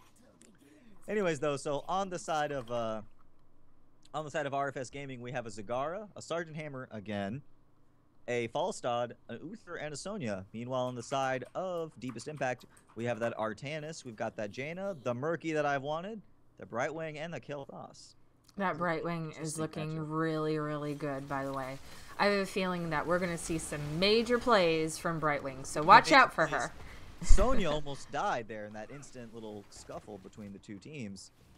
Murky just there being annoying as it can be, basically being the ideal Murky.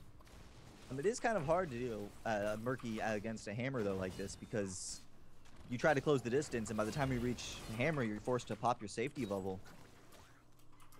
So we have the votes coming in, and there is a 66% of people favoring RFS. Oh. So we'll see if they're right. First Blood almost went the way of RFS, actually. Jaina was looking fairly low. She's healing fountained up, though. Now she's hopefully going to get right back into the fight. The globe at bottom was secured by RFS.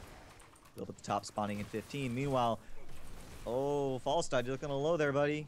Uther's able to heal him up, though, just fine. The team... The Deepest Impact actually has a fairly good clear for... Oh, wow, that was a beautiful swap from the Gravity Lapse. That's the First Blood worthy right there. Yeah, I love Artanis and doing some great swaps. The reposition, it just makes her some really good plays. Yeah, and especially after they buffed it, too. It used to be so slow and so short range, but now it's honestly, it's a very, very valuable skill. What I was mentioning earlier, though, the side of Deepest Impact actually has quite a few ways, quite a large amount of AoE to deal with the Zagara creep, so I don't see that being an issue. Murky looking a little low there, but is maybe baited out a bit. Polymorph coming out, not enough much to do to the Zagara. I think it's important to note, too, that I think this is going to be a good Kilthos game, honestly. Let's see. Yeah, there we go. Look at the damage coming out on the fall side from the Kilthos. Not enough to kill him, though, but it's close. Meanwhile, though, oh, Sonya almost got that pufferfish on him. Murky, there we go. Down goes Murky. Uther, almost.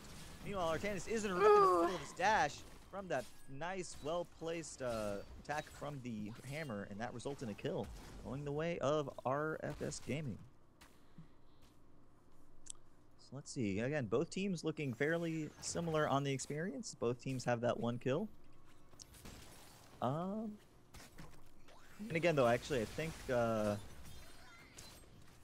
yeah, technically, RFS actually have 1.25 because they killed the Murky, but you know, that 0.25 doesn't quite matter yet. As it gets a little later, though, and he dies more often, it might be. Polymorph used out on the Zagara, pufferfish tossed down. They're just going to ignore it. Oh, they're actually going to take it down, but that means that the Kilthos Flame Strike does actually hit them. Zagara looking fairly low. Hammer, though, on the other hand, going really low. Murky. Nope, Murky's able to live. So is Sonya. So is Falstad. Everybody's able to live. Wow. But he's looking overly healthy besides Kilthos and Brightwing. Actually, Jaina is almost at full health too now. Yeah, to secure that top globe. I'm really surprised with Jaina on this map, and it must be because everyone's so grouped up that she's able to put out the damage that she is on these teams because she's so she's so devalued in tournament play. But here it's just with KT and the living bombs and the AoE from Jaina. Yeah, I think between I think I still favor KT overall, but I think Jaina is obviously still really, really good. And the fact that both of them are on the side of Deepest Impact is, I think, a huge boon to them. I mean, it's rough having Sonya with a Brightwing. I mean, Sonya goes in, and then Polymorphs. Don't be getting tired on me. What was that? Sorry, I was hoping you didn't hear that. No, loud and clear. Come on, get your coffee.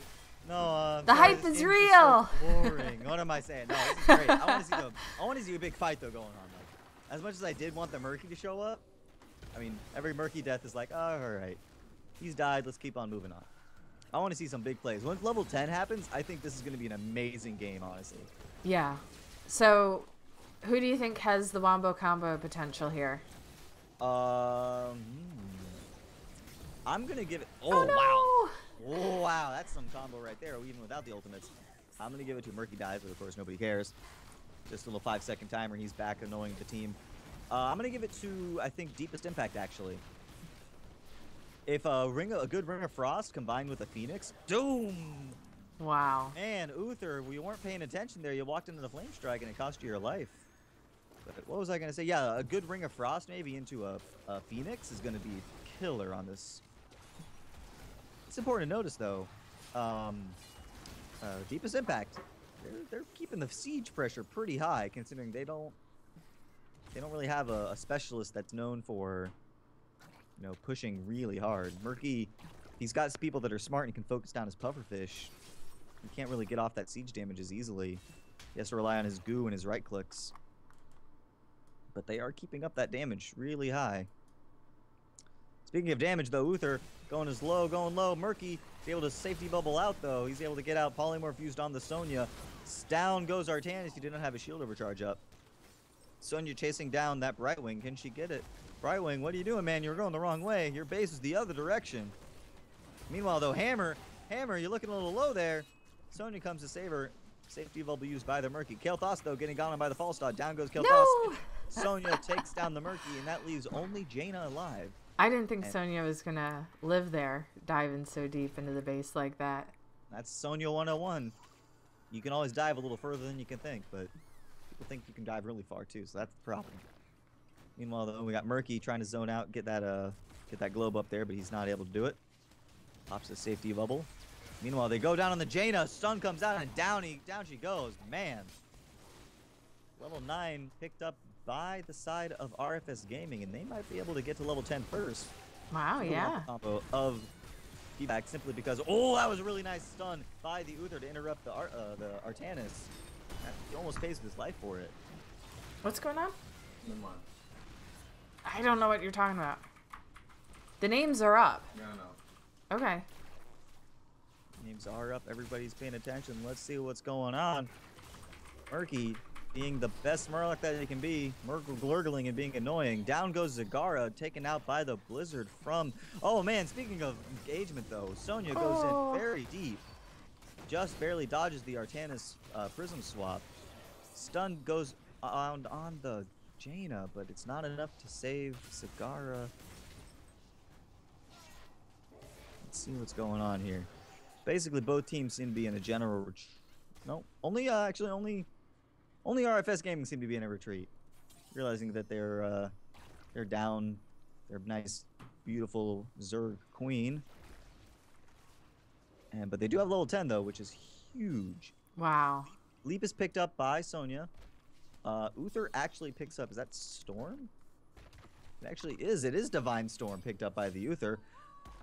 There's the leap used. Leaps over the gate. Divine Storm used. Ring of Frost comes out. The Octograb is used on the Hammer. The Hammer goes down with a Purifier Beam. Sonya, is she able to get out? She is able to get out just fine. I think Murky's still being annoying. Stun goes out. They're going down on the false side as much as they can. Artanis. Everyone's going in different directions. No, right wing Q is able to take her down. Oh, down goes Uther. Is he able to survive? No, he is able to survive just fine. Sonya's still looking low too, and Zagara just above half health, but not in a position to really support her team right now. Meanwhile, Deepest Impact is keeping this up, going as hard as they can, trying to exploit the fact that they do not have their man riding that Griffin. Murky, even as annoying as he can, throwing out that pufferfish. Janet's getting some siege damage out too. Down goes the Phoenix. He's gonna get some siege damage out on that fort. Interesting usage, though. I think I would have saved it maybe for when they had the Wombo combo up again.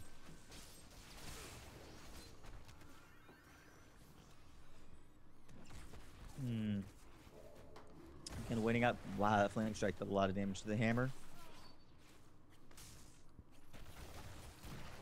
Let's see what's going on. Murky, again, every time they focus on Murky, you try to put anything on him. I think it's a waste overall, really. They commit too much, the rest of Deepest Impact is just going to go in and clean up everything afterwards. There we go, Octo Grab, used on the Zagara. Zagara is most certainly dead. Down goes the Purifier Bleed. Ring of Frost, able to get to nobody, actually. Artanis desperately trying to get out. Kael'thas trying to save his skin. Meanwhile, his healer is able to blink to the Artanis and live. Falstad, he caught out of position. No. Meanwhile, Sonya jumps in with the spear. Down goes the Phoenix, able to zone her out. Oh my god, there we go. Down goes the Sonya. Meanwhile, though, Jane is getting focused down by the Falstad. Is he able to do it? Nope. Actually, no, he does dash forward, but it get out of there, Percival. Percival. No, he actually manages to secure the Jaina kill. Murky, being annoying, gets stunned, safety bubbles out, and he's going to be away just fine. So, that wasn't too poor. It could have gone a lot worse for the side of RFS Gaming. But it's not to say that they came out ahead in that, I think. I think it's really even. Yeah, if you look at basically every parameter for measuring it, it is fairly even. Both teams are at level 12. Both teams have 2 forts up. Both teams have 9 kills. And, you know, like I said, it's even. Although, again, Murky dies. But, you know, what's new? 5 seconds and he's back and ready to fight. So the Wombo combo is now fully up for the side of Deepest Impact, if they want to do it. Let's see if they can pull it off. I think a good Octo Grab into a nice ring into a Phoenix can just completely decimate the team of RFS Gaming if they pull it off. If they do fail to pull it off, though, that's going to be a large amount of time wasted, a large amount of effort wasted, and I think if they fail it, there goes the Octo Grab, though. Ring of Frost, though. Nope. Ring of Frost has not been used. Now Ring of Frost stuns out a lot of them. But oh, good ice block. Good ice block. Uther is able to live. Jane is trying to clean him as much as she can, but she can't get enough damage off. Murky chasing him down.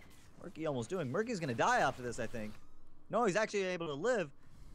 Jaina goes down from the bottom, though. Sonya going toe-to-toe with Artanis, trying to see who the best warrior is. On America's Next Top Warrior, it seems that Sonya has won.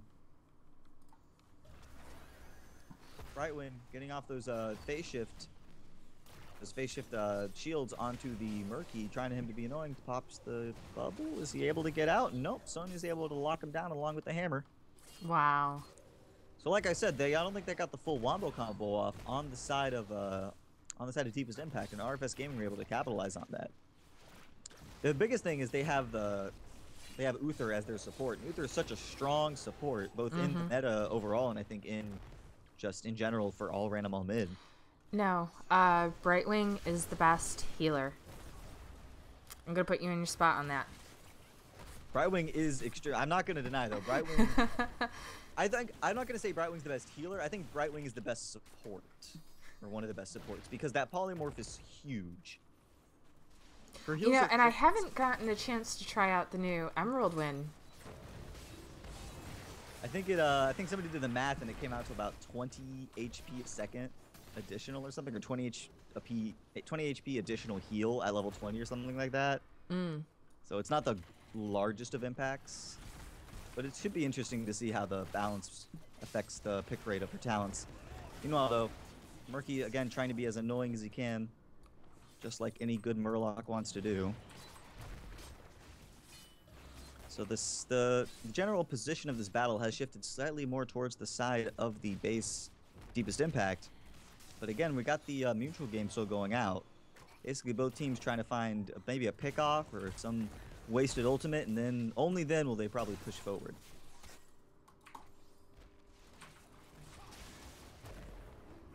That hammer, wow. It hurts. Oh, there we go. Octo Grab is used. Ring of Frost goes down. Down goes Uther. Down goes Murky, but nobody cares. But down goes Jaina and Kael'thas. Wow. Ice block used by Brightwing isn't enough to save her. No, she goes down too. Murky desperately trying to peel off for the Artanis. Can he do it? No, Artanis goes down too. Murky, run away, little Murloc. Actually, don't. It doesn't matter much. Yeah, I was going to say, you got to ignore him and push because he's just going to come right back. But, wow, you know, when Deep Impact starts their Wombo combo, RFS just responds. It's like, okay, this is what we're going to do. We're going to engage. And because as soon as everything starts happening, I see the Hinterland's Blast, Shock and Awe go out. Oh, the chase. Egg, though. The chase is on. Get him. And he can't hide. Can't hide, Blue Murky. No. They found him out. Down he goes. Murky's down for the full 40 seconds. I'd say what a loss, but I feel like Deepest Impact are gonna be able to hold off just long enough for the Murky to come back, anyways. Mm-hmm.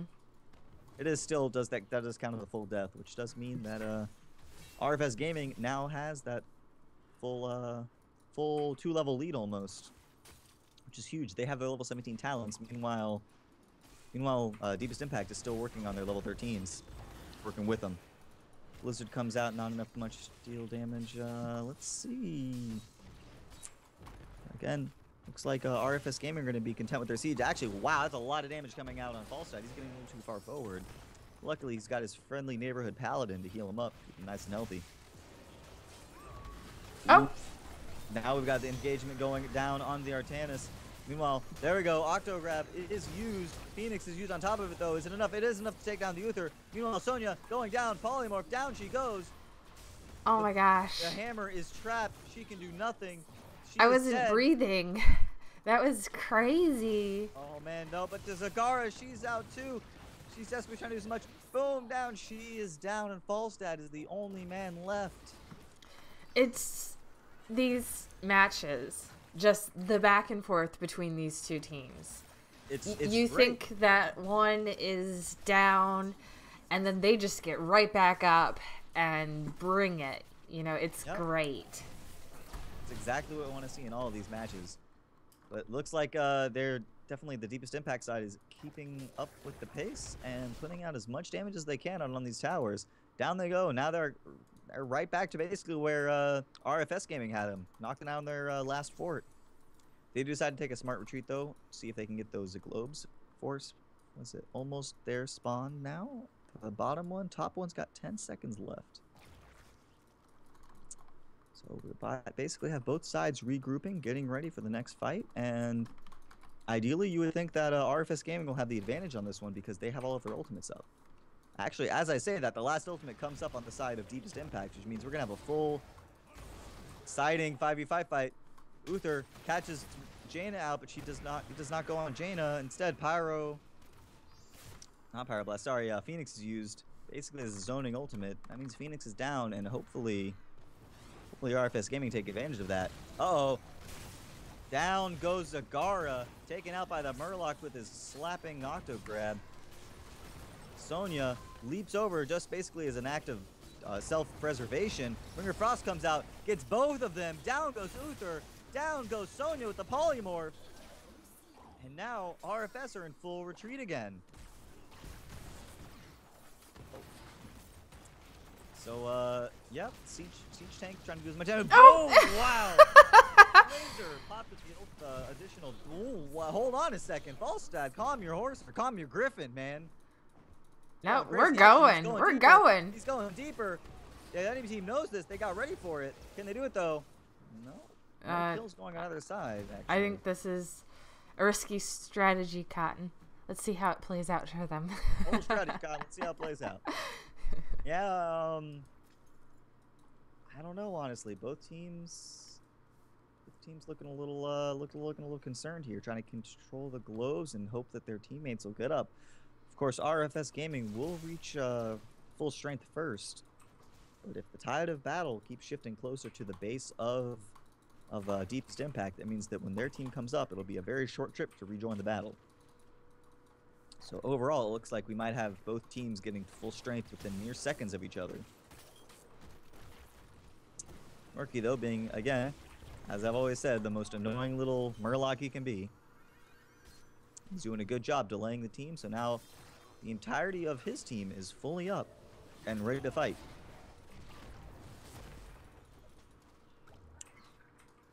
You know, when you play that Murloc, you got to be a little. It's a little concerning sometimes when you see a large amount of damage coming out from people like Hammer, and sometimes when a Sonya goes on you or Falstad lands that beautiful hammer power throw. It's a little concerning, especially when you don't have your safety bubble up.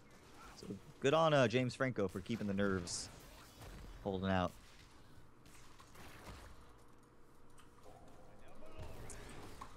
And we're back. Actually, level 20 has been on both teams now. We have level 20 on both teams.